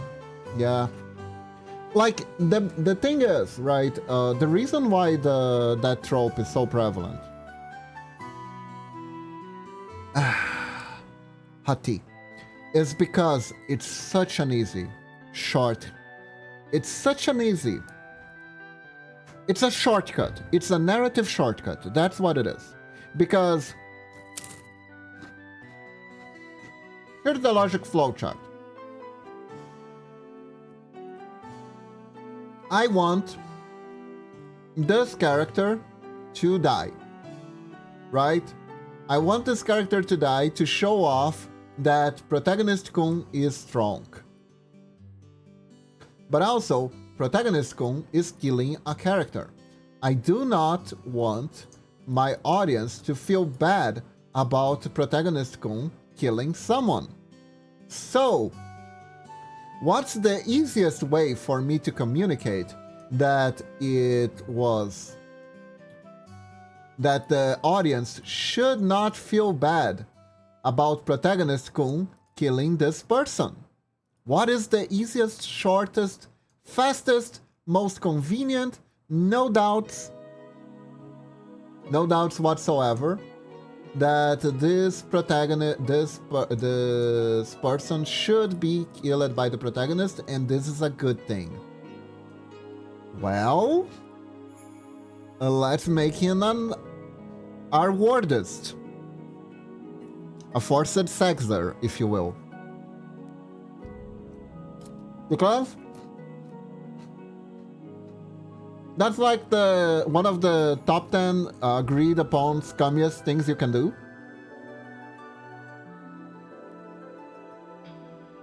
So if I just make everyone who stands in the protagonist way forced sexer, right? Then the audience will have no trouble, no moral quandaries with the deaths of these characters. It's so simple. Why hasn't anyone tried that before? And then it usually gets worse, it gets accentuated because, well, technically this is a sex scene, so we couldn't sneak some fan service in here, and that's where things really go wrong. Because when the author tried to sneak in some fan services into a scene that was supposed to be horrific, you get a glimpse into the author's own fetishes, usually, and the fact that they are being done in poor taste.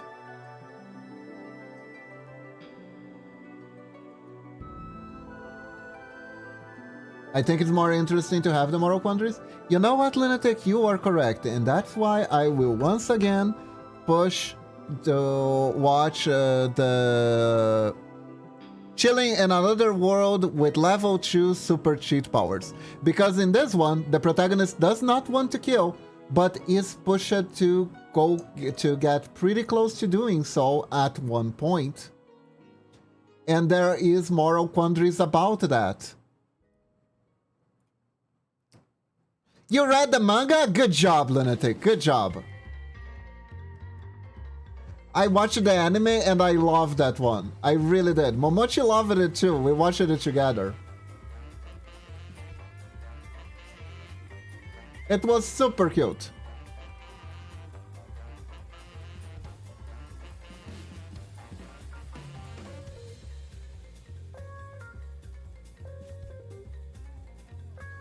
The weirdest part is both animes, both Failure Frame and Chilling in Another World, kind of have the same start. You have a protagonist who gets rejected and sent to die. because of his apparent uselessness as a gacha summon. And it really makes you think about society, right? Because usually you will take the low level characters that you roll for and use them as food for the higher level characters to level them up.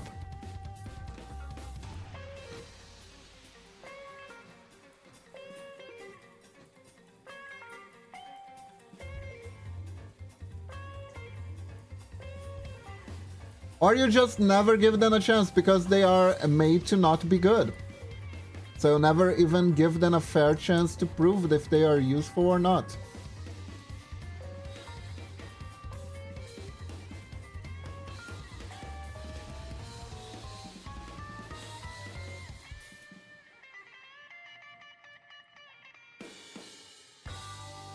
But yeah.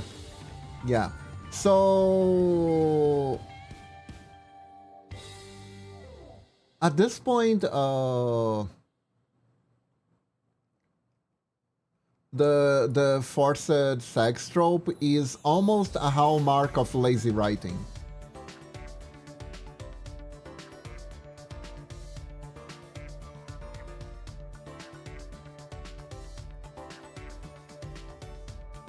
Because of how overused it was, because of how easy it was to convey the things I was talking about. Man, this design is difficult.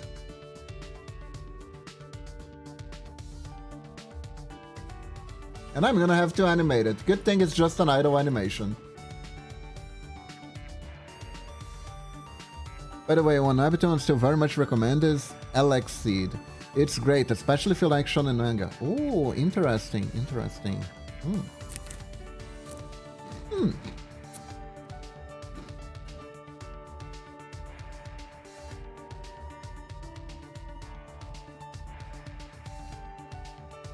You know, I actually never went to read webtoons. I never read a webtoon in my life. Should we do this on a scuff day at one point?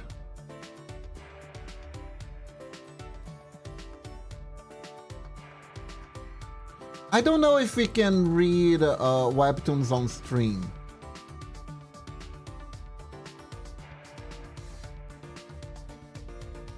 That's probably not good, right?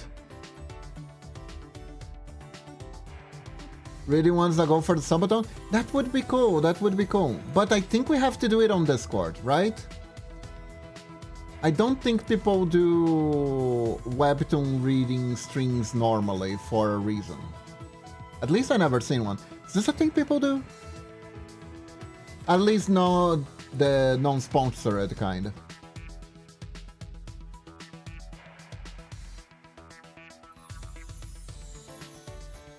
Not sure, probably Discord would be safe. The one I asked for though, it's for free on the site Webtoons. And yeah, it's just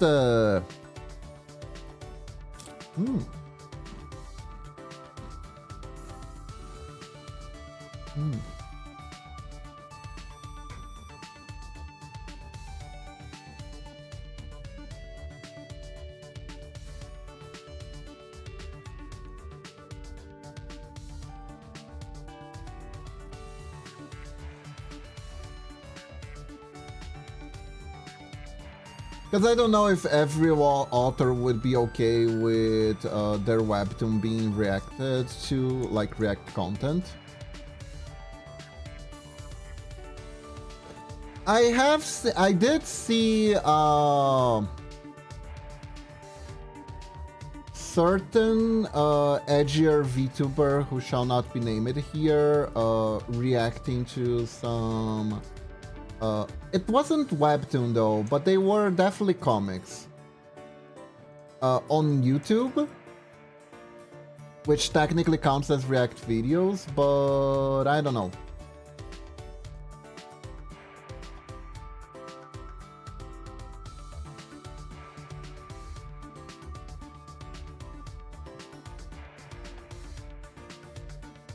We can do it on Discord.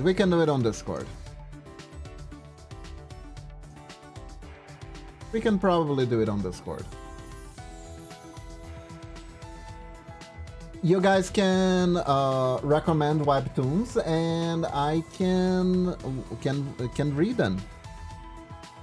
Let's see. I think you also missed my message. Would be safer to read on Discord. Better safe than sorry. I think it's also interesting the concept of bad low-rank characters being actually good, since it reminded me of those people who go out of their way to actually use the low-rank characters in game and find ways to make them really good. You know, okay. So, I always do this. Like, I watch stuff that I think has potential, and every so often that potential isn't realized fully, but it's still there. So I need to talk to you guys about what are the pitfalls of failure frame. One of them is that thing that I said about everyone just being the absolute worst, so the protagonist can slaughter them without any sort of moral dilemma. Right? But there is another one. There is another. The other thing that that anime does that is kinda terrible is that the protagonist discovers that if they use the paralysis plus poison, they can kill anything in the game because the paralysis lasts long enough for the poison to take the HP down to 0. And they learn how to use both in AoE. So,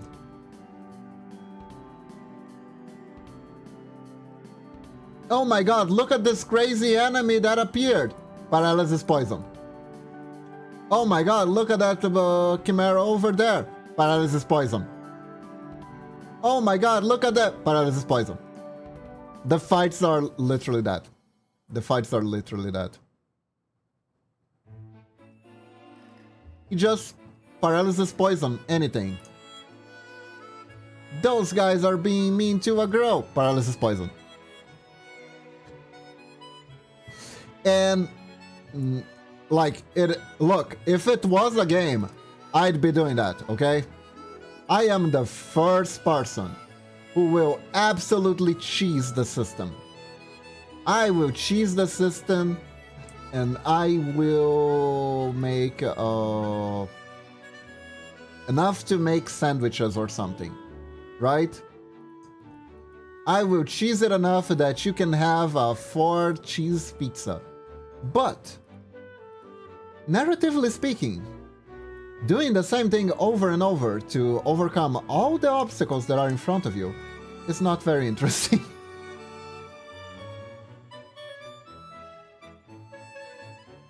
From a narrative standpoint, it's not that interesting. I came back with the lab with my grandma's blood work results. She's getting better. Good to know. Good. Oh, that's so good, Icarus. I'm glad.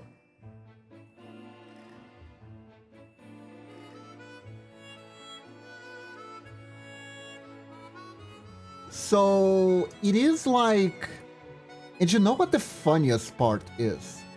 You wanna hear the funniest part? In the second episode, they got around that problem, but then the author immediately forgot how to get around that problem. No, you're not interrupting. Don't worry, don't worry. This is what we do. We talk about random stuff and I interact with you guys. I usually look for a subject of stuff to talk about, especially when you guys are more quiet or just wanting to chill. The stream is for you guys after all, right? But anyways. So, the issue with having too good of an answer that solves everything in your story is that it's not that fun. Imagine you have There was a person who made an example on YouTube, and when I watched it, I was like, isn't this obvious? And now I look at Isekai and I'm like, actually not. Actually not.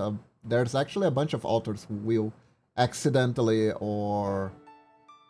Well, they don't do it accidentally, but they don't quite realize what they are doing to their own story. Where it's like, let's say the protagonist has the power to invert gravity, right? And in order to beat an enemy, the protagonists use their gravity inverting powers and make their protagonist float away into the sky.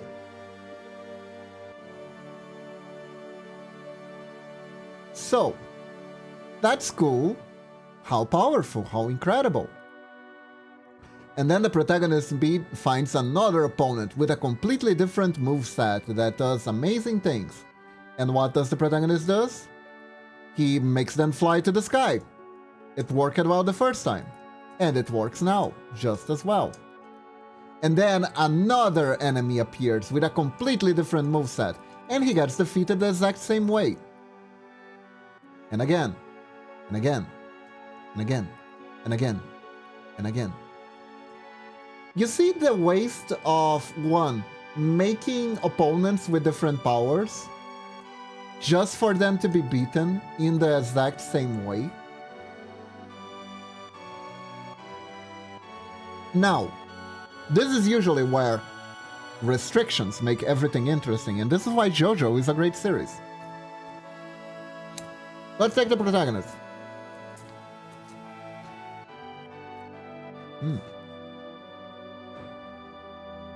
Let's take the gravity reversing protagonist.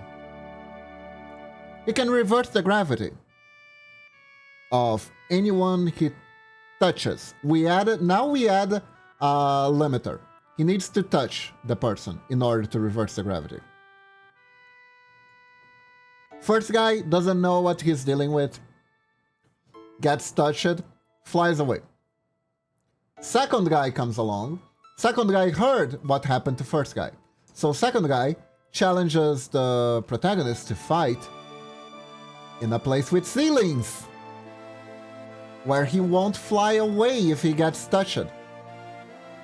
Or maybe another guy appears who is specialized in projectiles, or even is a sniper who tries to assassinate the protagonist from afar. See? Because of the limitation, where the protagonist needs to touch someone first, you can create fun scenarios where, in order for the protagonist to activate their power, they need to beat a puzzle first. And that's how you make interesting fight choreography. It's not about two people punching each other at all. It's about the puzzle that the person has to go through in order to punch the other person effectively. By simply doing that, you can create 1,000 different fun fighting scenarios. That's how JoJo usually works if you stop to think about it. Usually, before the protagonist can beat the living shit out of their enemy, they need to figure out what the hell exactly is their opponent doing. Because if they don't figure out the proper way to beat their opponent could pull a fast one on them and use their power in an unexpected way.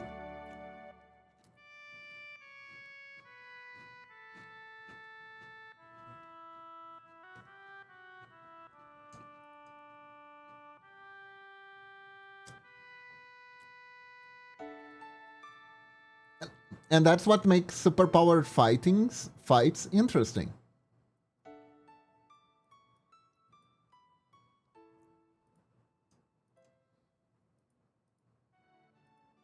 So, yeah, and fun stuff, like in Failure Frame, they do that for exactly one fight. Like, the protagonist has to beat this wall demon monster, who is very sadistic, but he has a limitation. He has two limitations. In order to use his paralysis power, he needs to yell really loudly his paralysis power, and he needs to point his hand towards his target.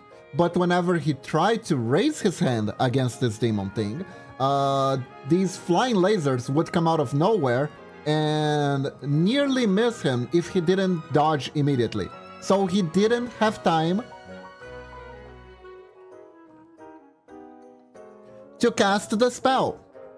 The opponent had an interrupt. So in order to defeat the wall demon thing, the protagonist realizes that the wall demon has like this is very tortury, right? And he pretends to fall for one of the psychological tricks that the monster is trying to use against him. And while he pretends to be scared, he raises his hand, and because the monster is so entertained, he doesn't realize that he is raising his hand to cast the spell, and immediately casts it and catches the wall demon off guard. That was good! That was good. That was a puzzle that required problem solving that the protagonist solved through through his own set of skills, which he calls his sociopathy, but whatever, edge boy. Whatever, edge boy. And he wins because of that. Good writing. They never do that again. I don't know if they are saving for like a big fight or something. They are gonna save that for a big fight. Because there is like the very big inconvenience that Protag-kun can't... Even though Protag-kun's status effect power is actually really, really powerful, despite what the goddess said, it's completely useless against the goddess. So... yeah. Yeah, he's gonna have to solve the biggest puzzle of them all, which is not relying on the powers that are gonna carry him. Although technically what he could do is just level up so much that if he punches her really, really hard, she will explode like a balloon. Like a blood balloon. I'm not entirely sure if we're going that route. We might. Like, Protagonist-kun made a friend that's like an elf girl that's hiding the fact that she's an elf, because if any man hears that she's an elf, they will immediately want to sex her. Because, like I said, the writing is amazing in this. It's so bad. It is actually so bad.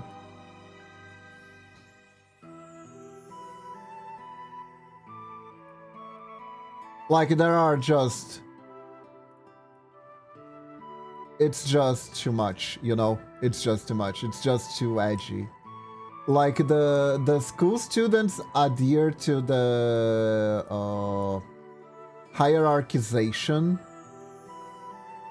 of the goddess so easily. There was like one guy, two people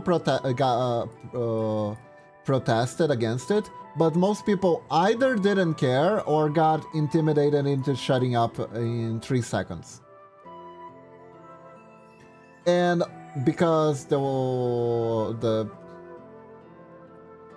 I guess the author's view of mankind is really pessimistic, that's another thing, right? The people who were considered higher ranking were the first ones to embrace the elitism proposed by the goddess and didn't try to stand up for their lower level friends at all. Even to the point where this one kid, who was an S-rank fighter, immediately became a jerk to the protagonist, even though the protagonist protected them from bullying when they were in the regular world. It's like, it's really, really, really that kind of anime. It's like, feels shitty, man. Feels shitty.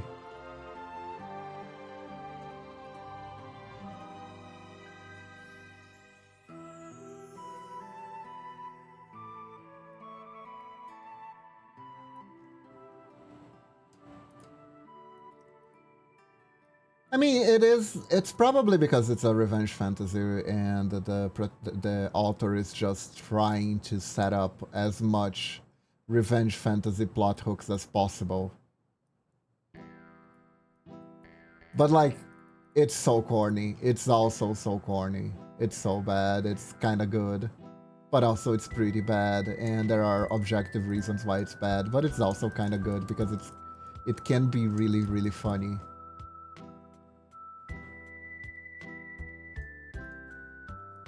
I don't know. I have mixed feelings. Truth be told, I have mixed feelings.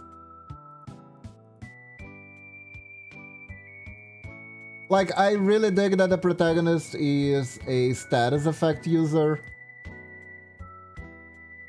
But at the same time, he is like, I can do horrible things. I am a horrible person. I'm the type of person that plays Teemo support. You know, that kind of stuff.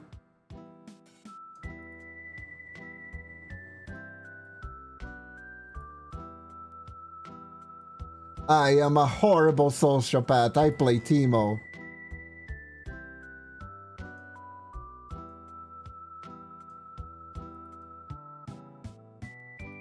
I am not like other girls. I mean, boys. It's loopy. It's loopy.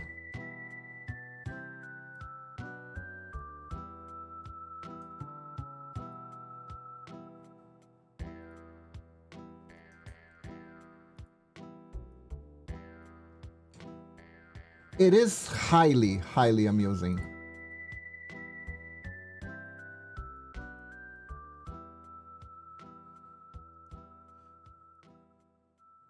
As long as it doesn't make you too uncomfortable too, because I can definitely see people getting very uncomfortable with the tone and the theme and some of the themes.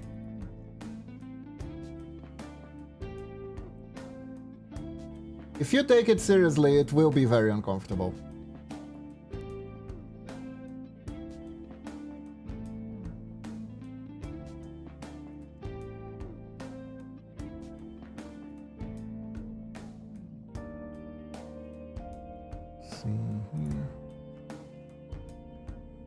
By the way, guys, doesn't she look cute? I feel like I did a really good job with this one. Trying to find my style for bigger sprites. Those are cool hands. Thank you. Thank you, Eratas. Welcome to the stream. Hope you're doing good today. I'm making claws now, too. Still on the rough draft, though.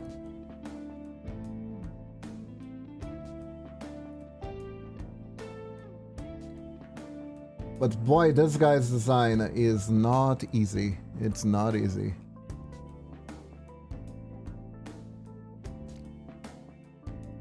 Let me grab a fresh one. I ended up...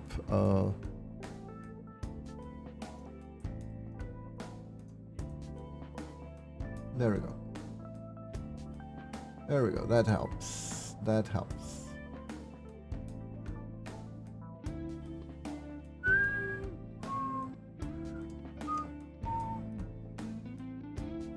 But yeah, welcome to the stream. Welcome to the stream. I'm just ranting about anime I've watched while working and talking with chat.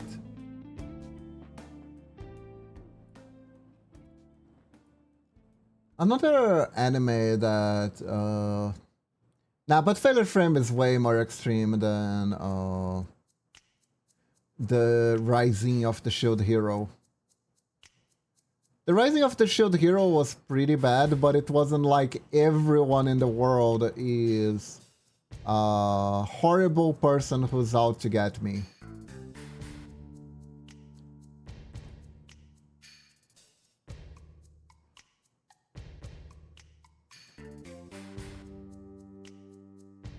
Which, by the way,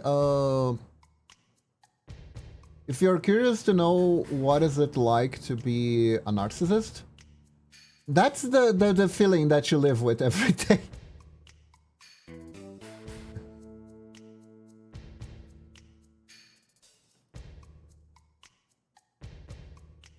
So I hear.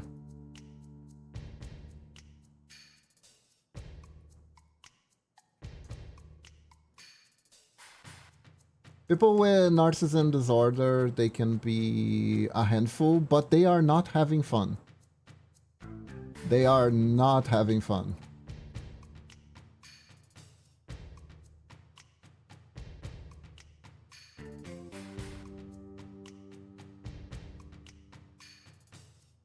Now let's see here.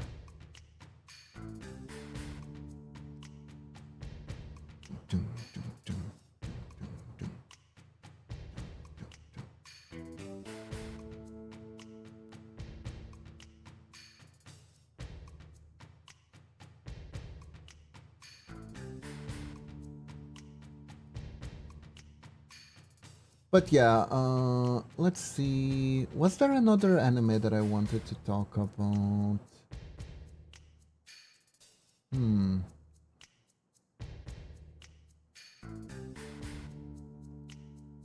Was there another one? Oh yeah, I found this anime called something something gluttony something something, and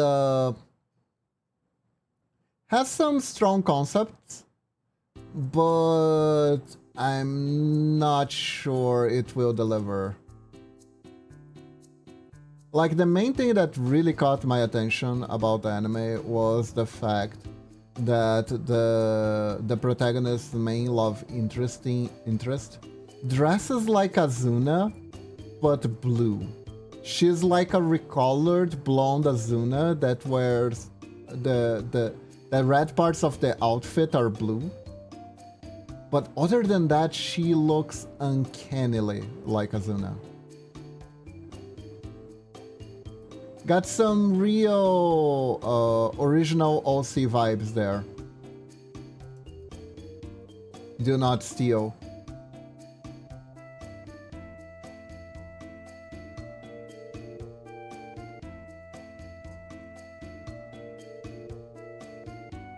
Which, I don't know. A lot of these isekai, right? Every so often, they feel like they are written by people who are younger, and my understanding is that sometimes is the case. They are either the original draft was written when the author was younger, and he just adapts. By the way, that's Sword Art Online. That's literally Sword Art Online. I think even up to the Alicization episode, the Alicization saga, the author was still 14 when he wrote all that. The author just locked himself in a room and just started writing non-stop. Which is interesting and puts things into perspective. It really does, because you're like, oh, how would this person make such a weird choice? And it's like, this is the choice that a teenager would make. Yeah, no shit, a teenager wrote this. Teenager really wrote this. I mean, it did go through editing, but you know, that's a whole other can of worms from back. Miss back from Hair Wash. That's nice, Medina. That's nice. I am trying to make the claws look cool.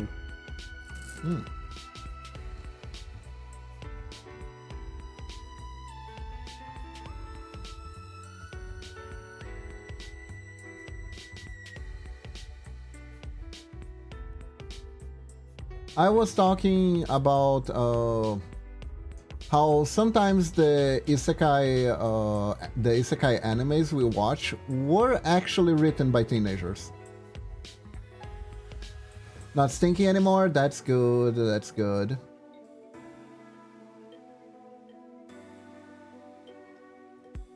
Which does explain a lot of the weird shit.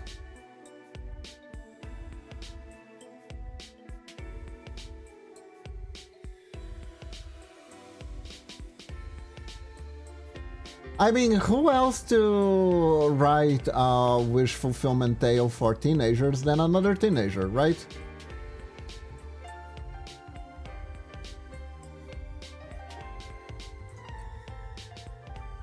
BRB, alright, Lunatic. That reminds me of a story.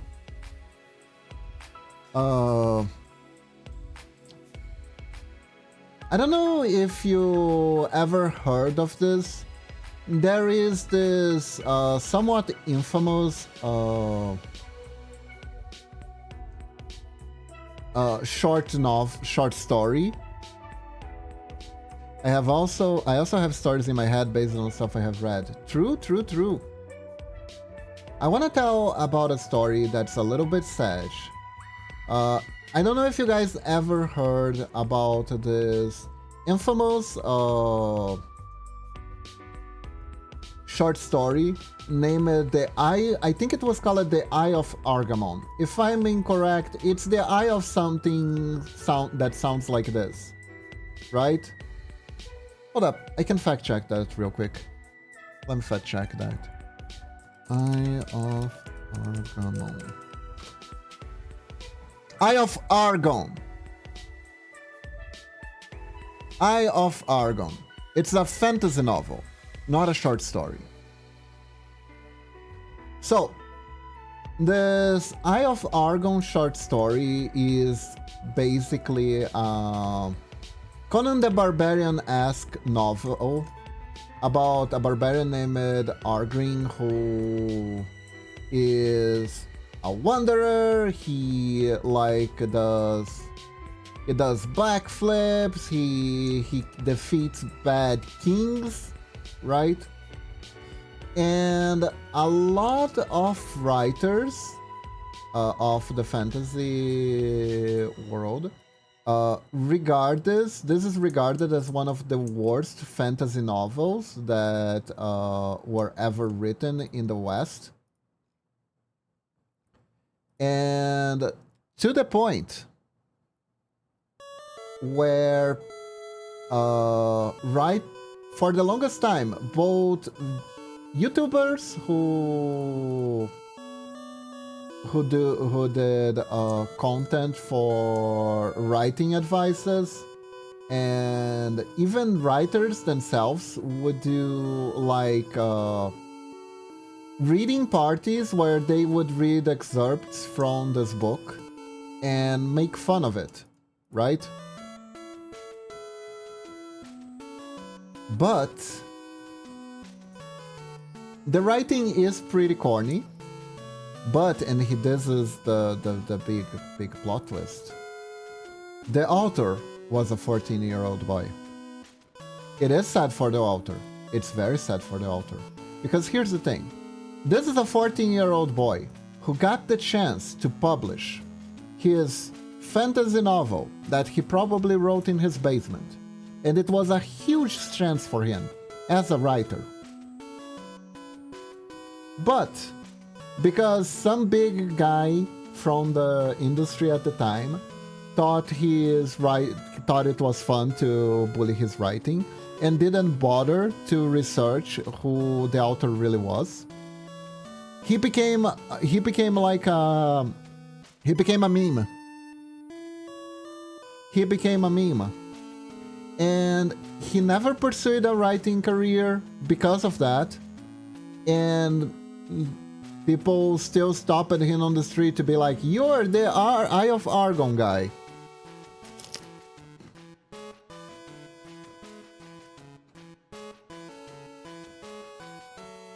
So,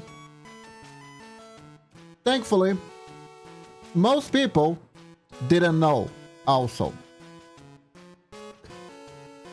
The internet is complicated because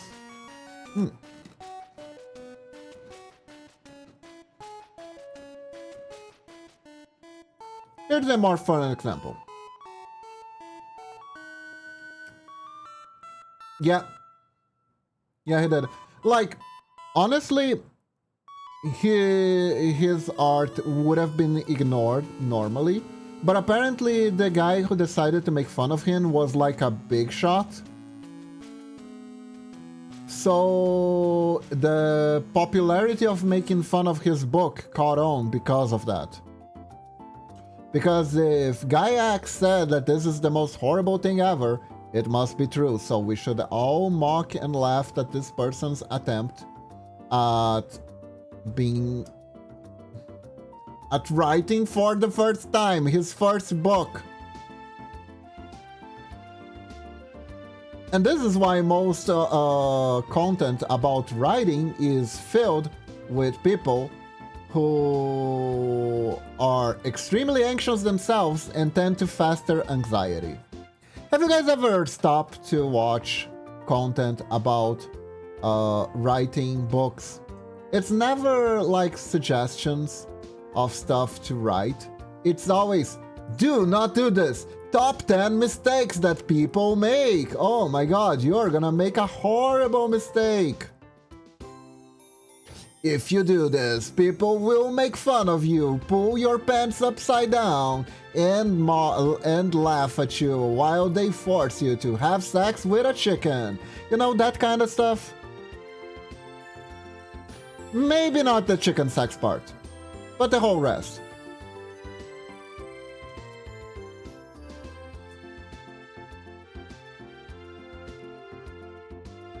I tried learning how to write on YouTube, and it was very anxiety-inducing. I honestly still have some trouble. I don't remember chickens in creative writing classes. Yeah, that was advanced.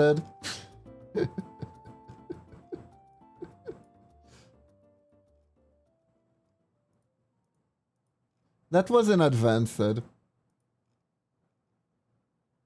Writing so hard, one thing I just don't get is how you find an adequate amount of word sentences to describe a scene, person, or feeling.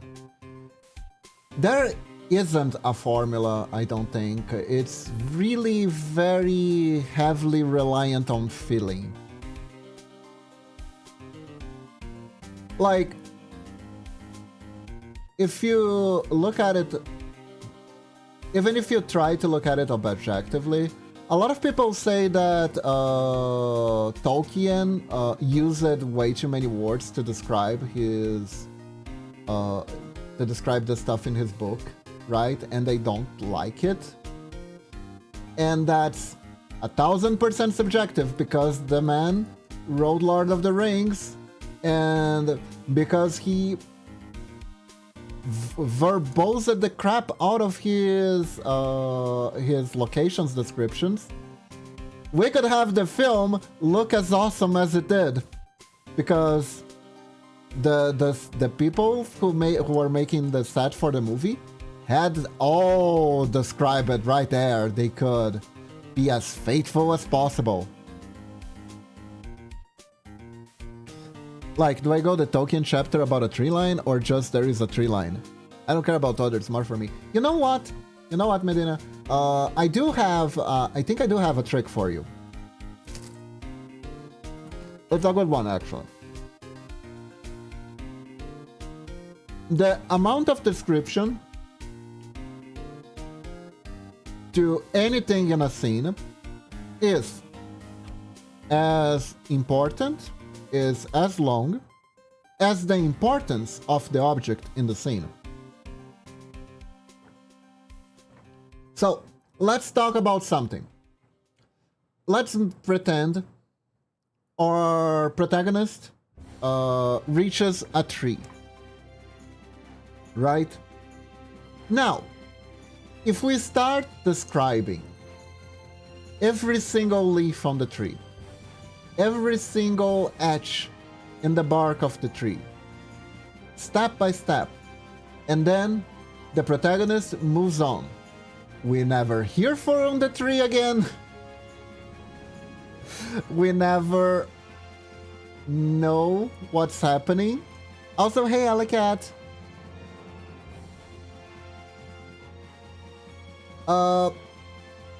That is horrible. If I spend 50 minutes reading about a goddamn random tree, and it has no plot relevance whatsoever, I will feel like my time was wasted. But if the protagonist finds a tree and we start describing the trees bit by bit, and then the protagonist realizes that there's an odd etching carved on the tree. He touches it, and it opens a gate to the land of gnomes. Maybe it was important to know all about that tree. Especially if there's another tree that looks just like it on the other side, and it's that tree is different from all other trees. So remembering what the tree looks like is important for the character to get back. And you can even have a payoff where they forget what the tree looked like, and they try to use a different tree that's actually a portal to somewhere else. An attentive writer will be like, wait a second, that isn't the right tree, and then the protagonist falls into a different place. It's like, oh no, I knew that wasn't the right tree. That's a thing. That's a thing that can happen. That is totally worth it.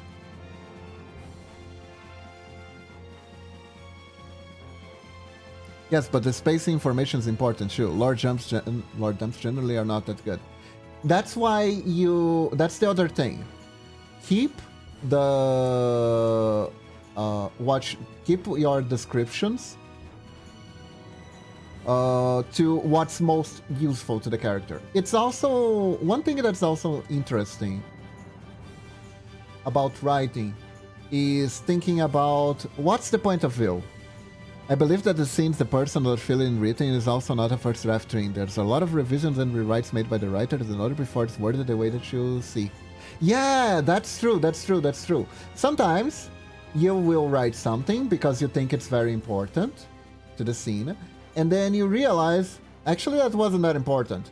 So you sum it up, you cut it up, you redo it.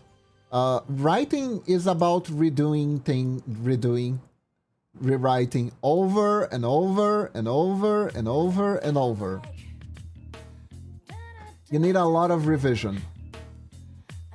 Writing it perfectly the first time, that's a pipe dream. Yeah, that's the word, pipe dream. Well said, Alakat, well said. There's gonna be revisions. You can't want to write it perfectly first, which also means you can't be afraid of being judged for what you write, because someone needs to read to review your writing, and they will be there to find flaws within your writing. So the worst thing you can be is too sensitive about your work. And too sensitive about criticism. Yeah, being too sensitive about criticism never pans out well too.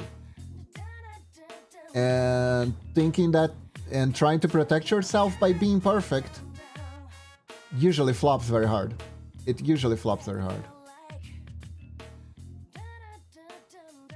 Why do you want to be perfect? So people don't judge me, so I can protect myself from the judgment of others. If there is nothing to judge, I will be safe. And at that point, pretend to be a tree. Because if you do nothing, others will not be able to judge you. Or they will. They will call you lazy because you're not doing anything. So you can't avoid it. You can't avoid it.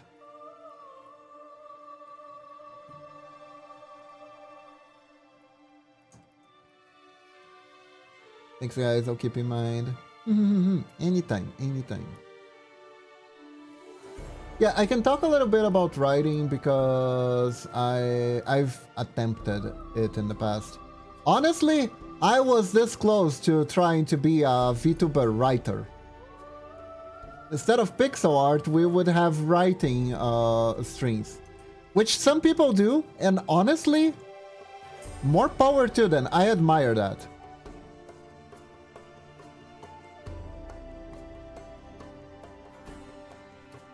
You know, Medina, that one, that you said there. Why not experiment a short story stream? I could, but I think I'm rusted. It's been a long time since I practiced, so I don't think we would actually go further than a single page.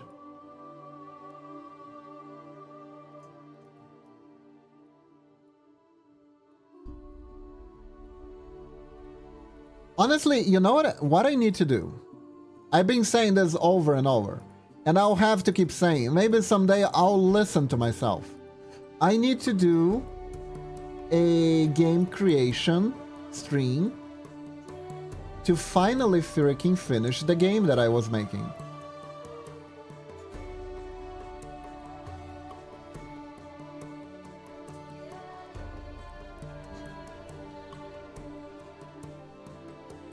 And my main issue, aside from having time, is that whenever I open up that game, I get ideas for new stuff, and I either get overwhelmed or I just start adding stuff and rewriting, and I'm not able to make any progress with what I already have.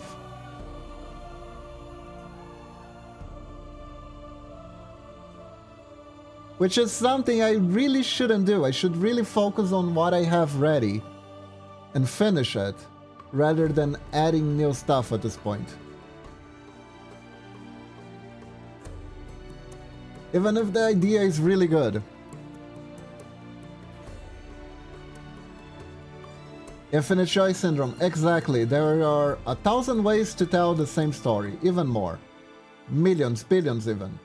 And sometimes picking out which one you're gonna go with is the most painful thing of all. Because once you pick the lane, you are kind of foregoing the possibility of every other lane. You're foregoing every other choice you could have made. As long as it's not ready yet, you can still change it. It's such a trap. It's such a trap. Short horror stories? Ah. I'm guessing you're an SCP appreciator then.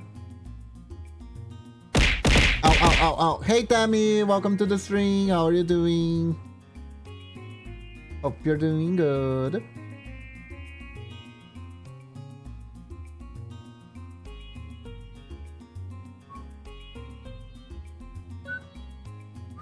We're making a really complicated design.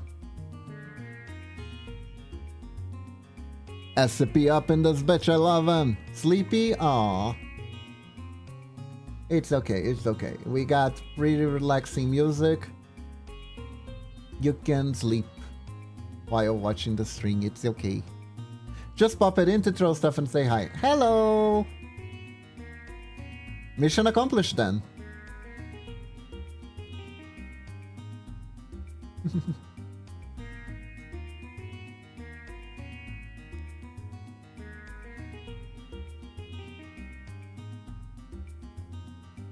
There we go. I am also EP.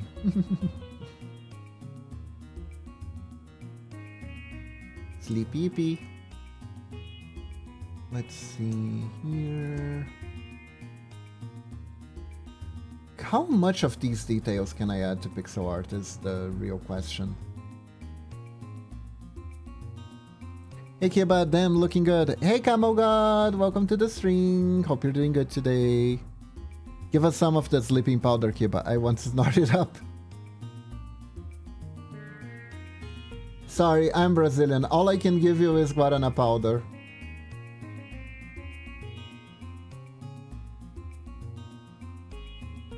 Is this going to be animated or is this translation to pixels? It's animated, but it's idle animation, so I think I can do it.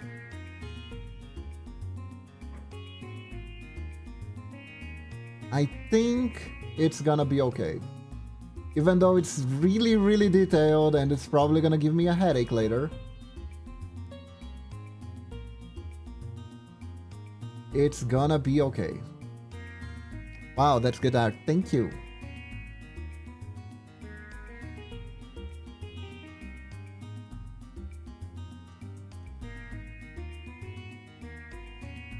It's wrong to think I'm thinking like Jojo Stan. No, not at all. Not at all. It is the vibe. It is the vibe we're going for.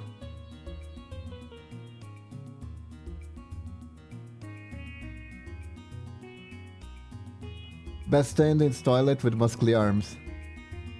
Can't be more effort than the Hanai treated scene. That one was pretty unique to animate, not gonna lie. Not gonna lie.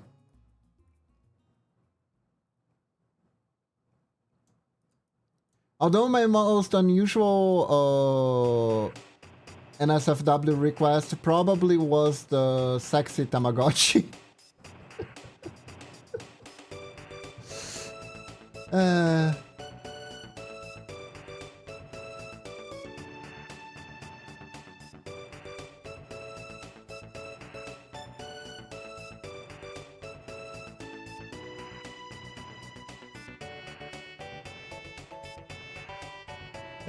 I love you guys, you're interesting. Oh yeah, that one. I was thinking of another one. Yeah, no, that was pretty complicated. One was pretty complicated.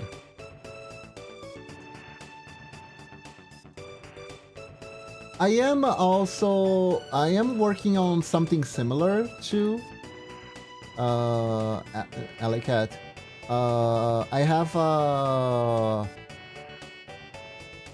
have a friend who is a bartender VTuber, and they commissioned me to do their bar in the same style of the Hanai treat. And the way that we're doing it is he's slowly adding his friends on it, and I am making like loops where they keep coming and going. So the art is always finished and always unfinished whenever he has like someone he wants to add doing something. And yes, Roboteam is great. The best Rickroll ever.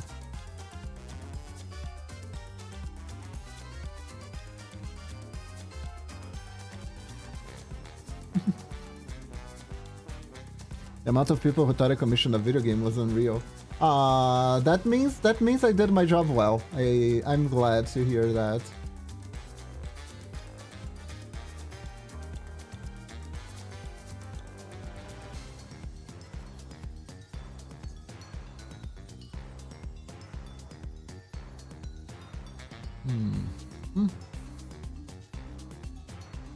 Sounds like a mix of the Hanai treat and Megarushkin. Pretty much now that you said it.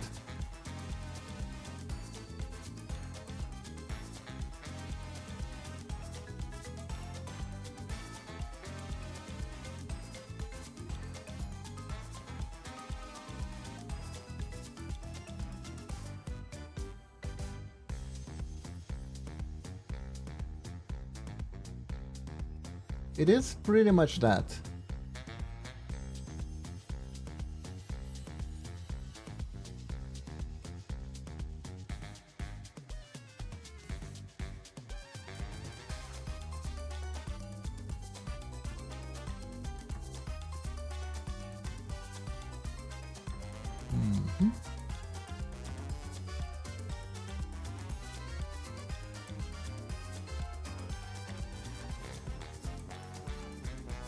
There we go.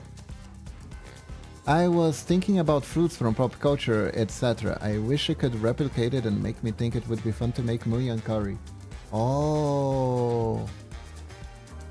You know, I think there was there are a few YouTube channels that actually focus on that.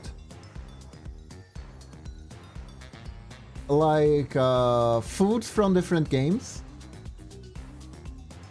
There are a few YouTube channels that focus on that.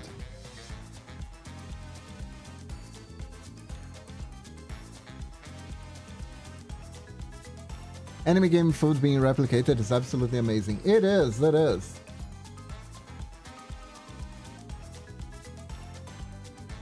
It's also really funny when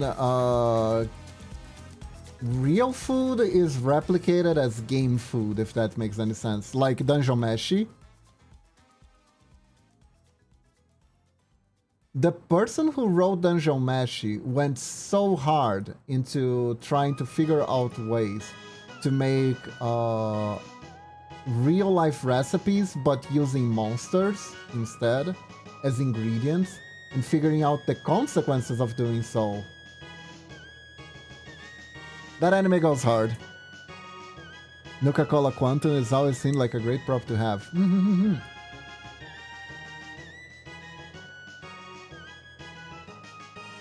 You thought of doing one of those channels? That would be cool. That would be cool.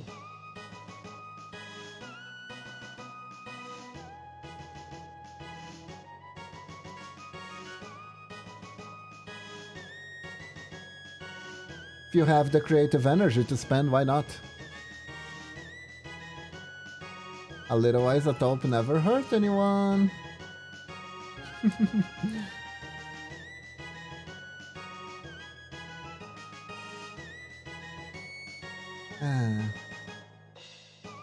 There we go. No. There we go.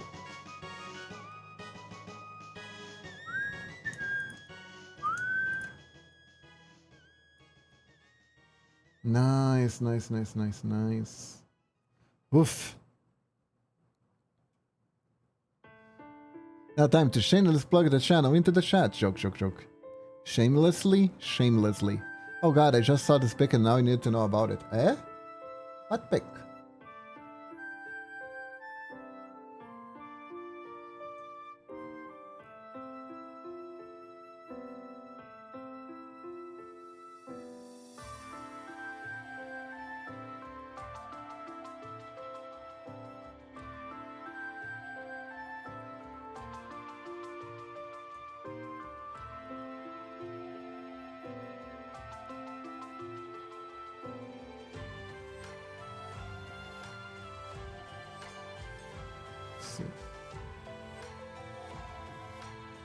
Yeah, this is better, more contrast. Oof, okay. We finished with the details on one arm. Time to move on to the next.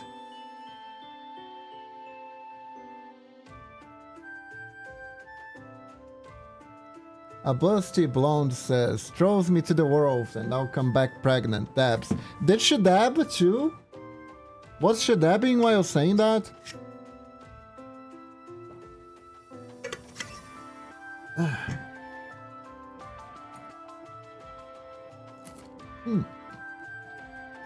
Thanks for joining, Medina.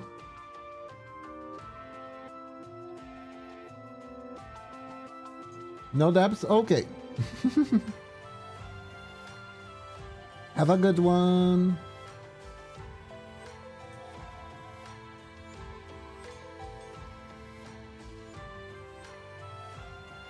Let's see now.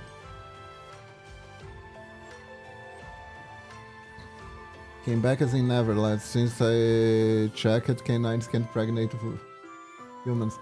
I think it's one of those trashy werewolf novels, Tammy. You know, like The Alpha in My Closet or something like that.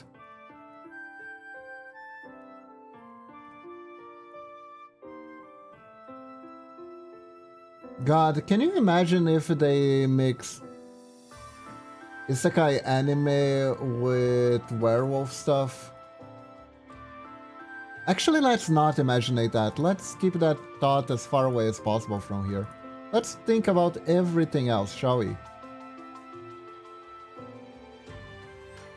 Still don't care. Time to make my black-collared spicy curry Rock Lee 8. Was that filler episode? I forgot. The line between filler and non-filler in Naruto is very thin. The line between filler and non-filler in Boruto is non-existent. I was a gamer reincarnated as a werewolf, now I am the alpha. Yeah. Yeah, no, that sounds exactly what that would be like, Camel God. Very expensive fursuit. And with my very expensive fursuit, I shall win the Guilty Gear Strive Championship. And they did. Like a gamer.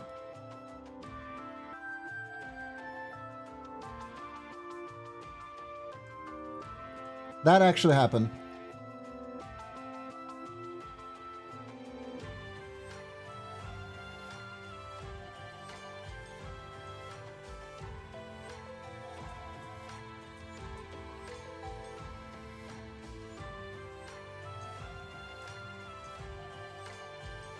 I believe there was one tournament champion from Guilty Gear that went, by the way, I'm a furry. After beating everyone. Interesting flex. I'll allow it.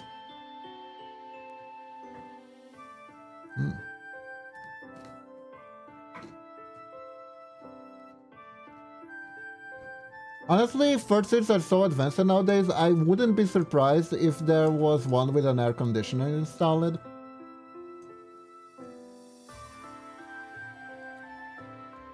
Have you guys ever seen the animatronic mask ones? Those actually look really cool. Honestly.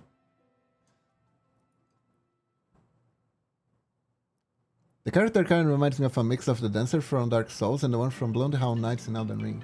This character is from a game called Legend of Heroes Trails Through Daybreak. Basically, Mondaishi, or the streamer who commissioned me, wants to add as many video games references as possible to his intro screen.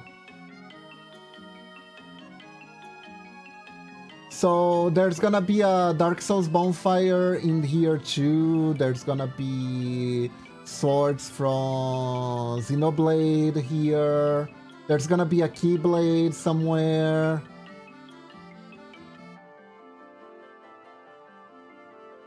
We're gonna have all the references. In fact, the OC is from Final Fantasy XIV, and the suit is from Yakuza. Based on the amount of space you made yourself, it seems a lot. Yeah, it's gonna be a lot of stuff, but also I'm supposed to leave room, I think, over here, so they can put a poster of the game they are going to play on each stream.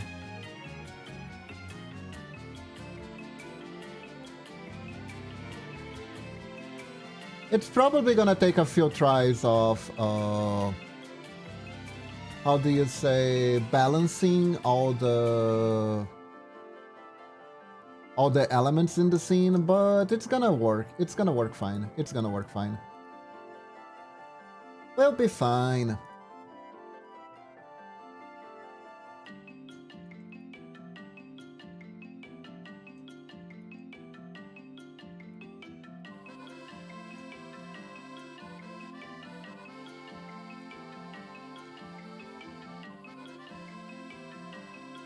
Fursuit 3000 introducing a newest model featuring 6 fur electronic eyes and that track your eyes and copy your movements and go for mouth inside an indoor microwave freezer and air conditioner. And don't forget the air fryer. Last but not least, a giant steel cog. A giant steel cog. For all your cog needs. Yes, cogs.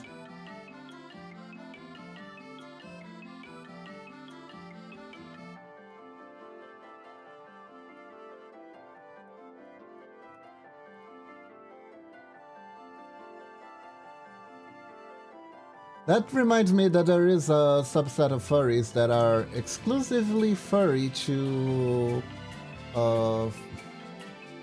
Freddy's Pizzeria. So they probably really like a giant metal cog. Wait, do they like metal stuff? I don't know. I'm not part of that fandom.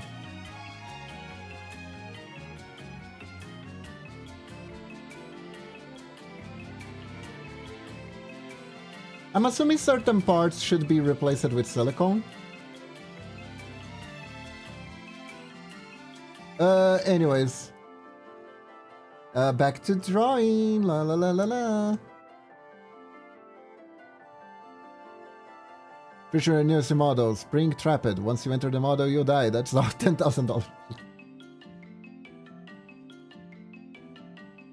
That would be true lore accurate.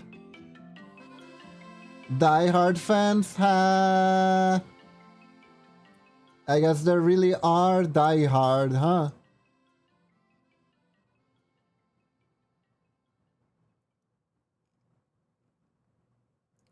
Badump. Badump indeed, badump indeed.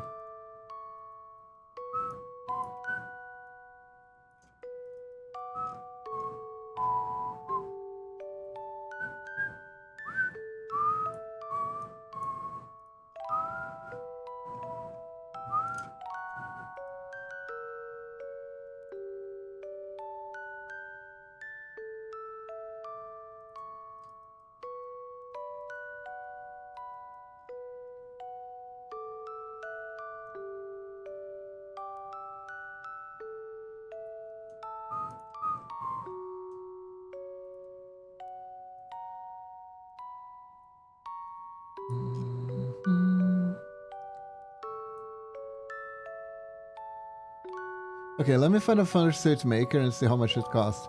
What is the list of fursuit makers? There should be. But I guess you would have to ask in a furry forum in order to find out who it is.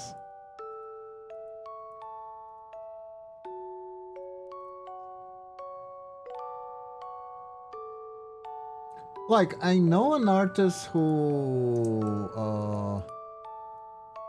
told me once that they make some fursuit stuff on the side, but they never really showed me, so I can't vouch for how good they actually are.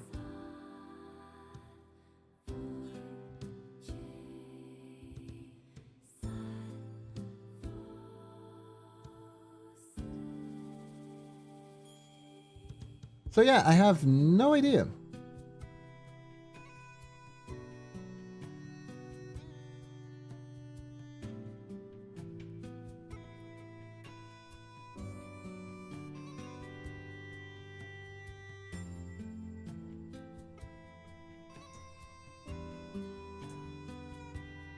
I know crafting a fursuit takes a lot of work, and it's a lot of expensive materials. Alright, searched it up and found one of the lowest price commission for a full fursuit are around... Whoa!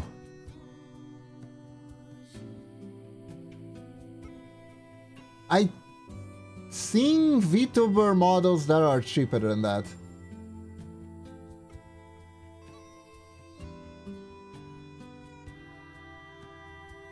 Don't think Nanolith charge that much for VTuber models, but I don't know, I haven't really checked up on the prices. Man, VTubers and furries, they have so much intersection. That will never stop being amusing to me.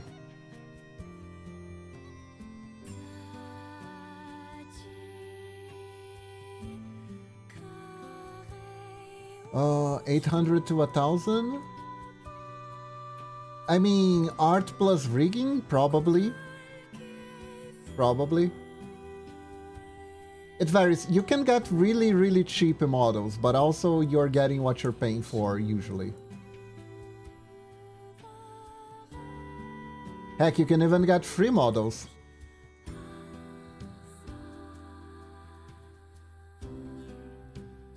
There's free models, there are pre-made models.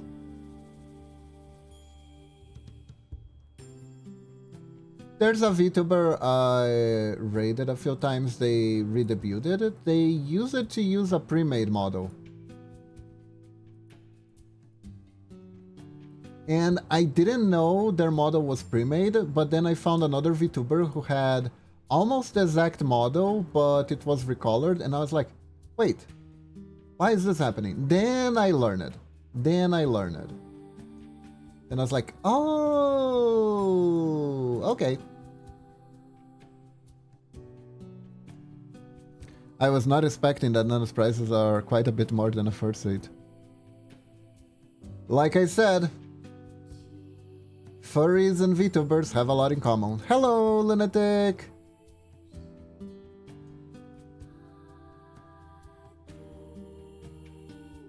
We're talking about fursuits.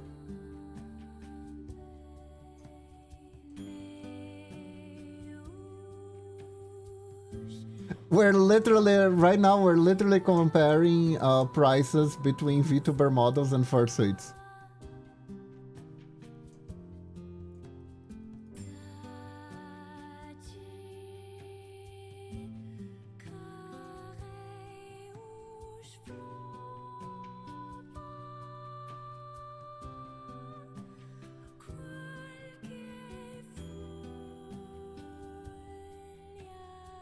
They can. But so can VTuber models. Which is another one of the many intersections between the furry community and the VTuber community.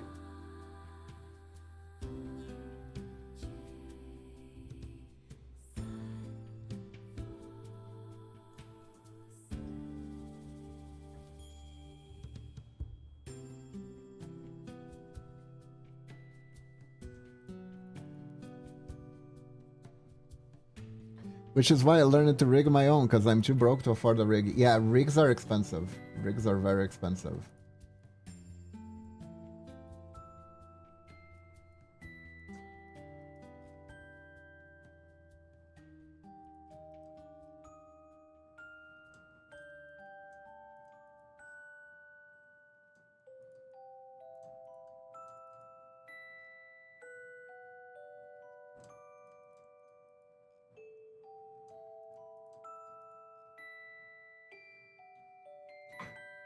By the way, thank you for your hard work rigging my pixel models, Lunatic. I will always appreciate that.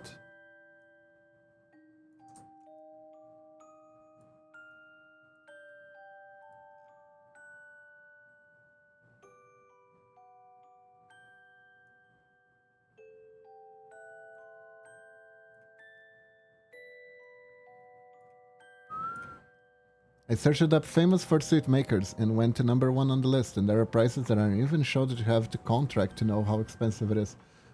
Scary.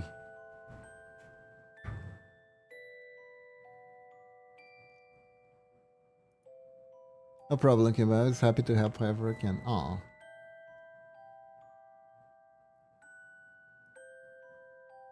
Go.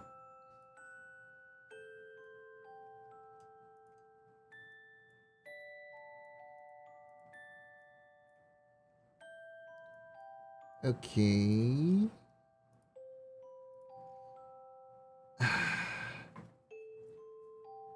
I'm gonna end string soon, but I do wanna finish this arm first.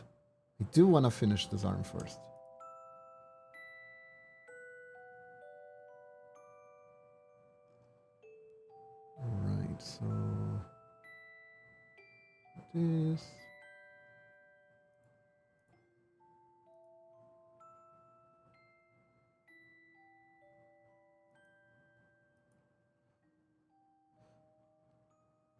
I didn't even think about that. Plus the shipping. Okay, yeah.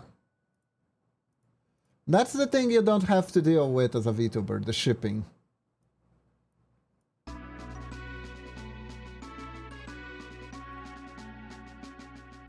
At worst, you have to deal with a Dropbox.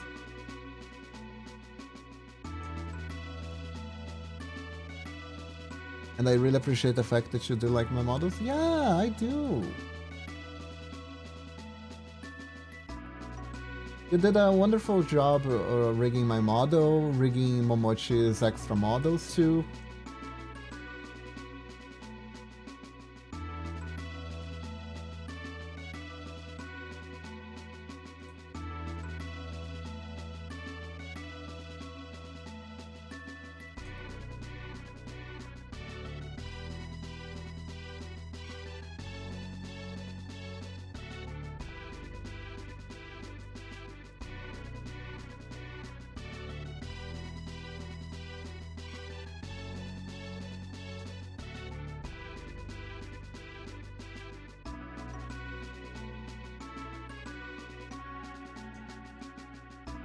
There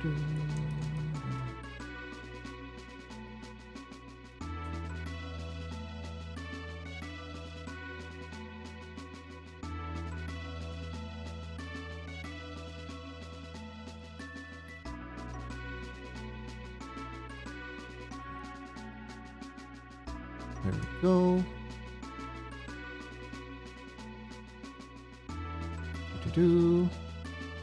I still need to work here and there, and still a lot you can do better, but I'm happy I can do something for you guys. Aww. As long as you're having fun, right?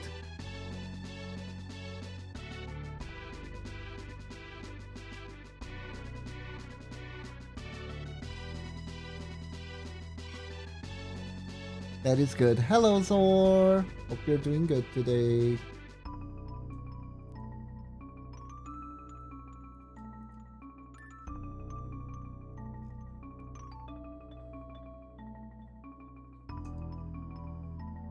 Alright.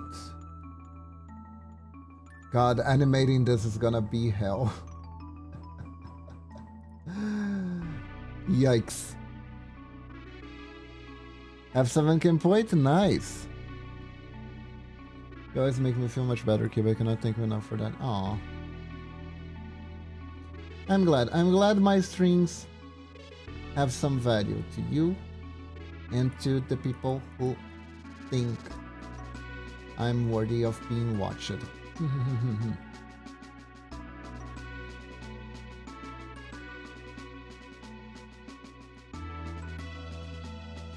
Here.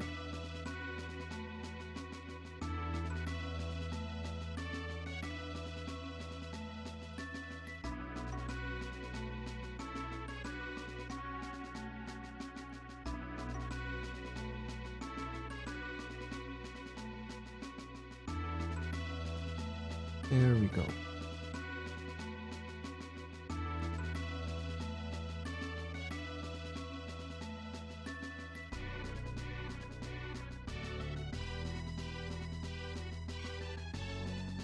Go. Shadows appear.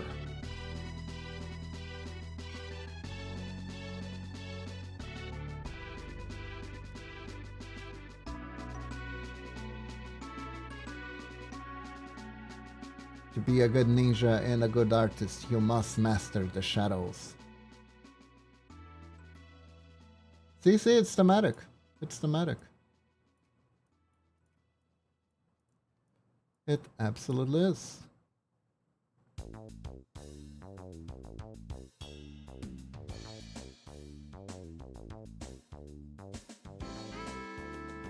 Wow. I'm just marveling at how complicated making this army is.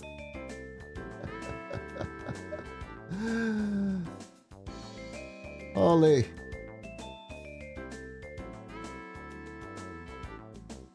Holy. So. Everyone, let's see.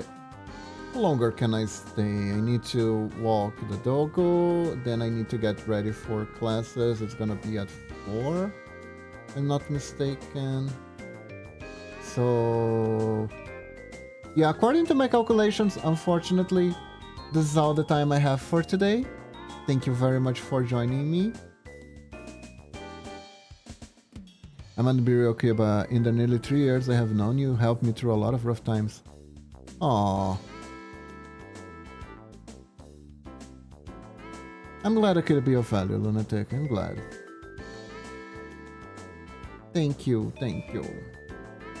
Now I feel bad. I have to leave on that note. Thank you very much for watching, everyone. I really appreciate it. Let me find someone to raid. Let's see. The raid button has been nice to us. I press the raid button and I actually see people that are more or less on my level for streaming or that are streaming something similar. We can even pick someone new, or we can find someone that we're already following.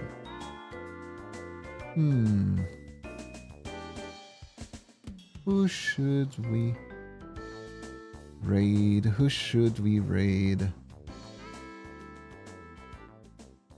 Wow. That's an interesting model, not gonna lie. Huh.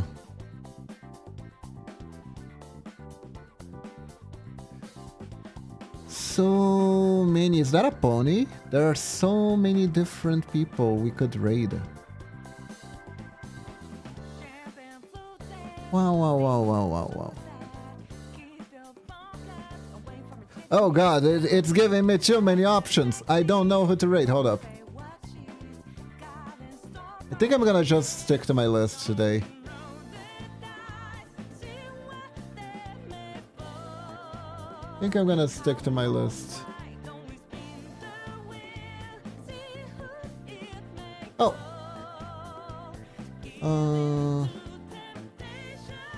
Let's see. Think.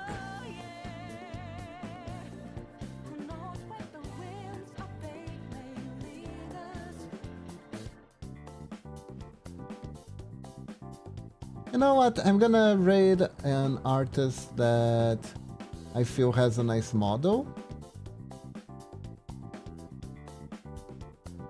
And we'll be done with that. Let's try this person. Everyone, thank you very much for joining me today. I hope you have a wonderful day or night. And stay awesome, okay? Bye-bye, everyone. Have a good one. Bye-bye.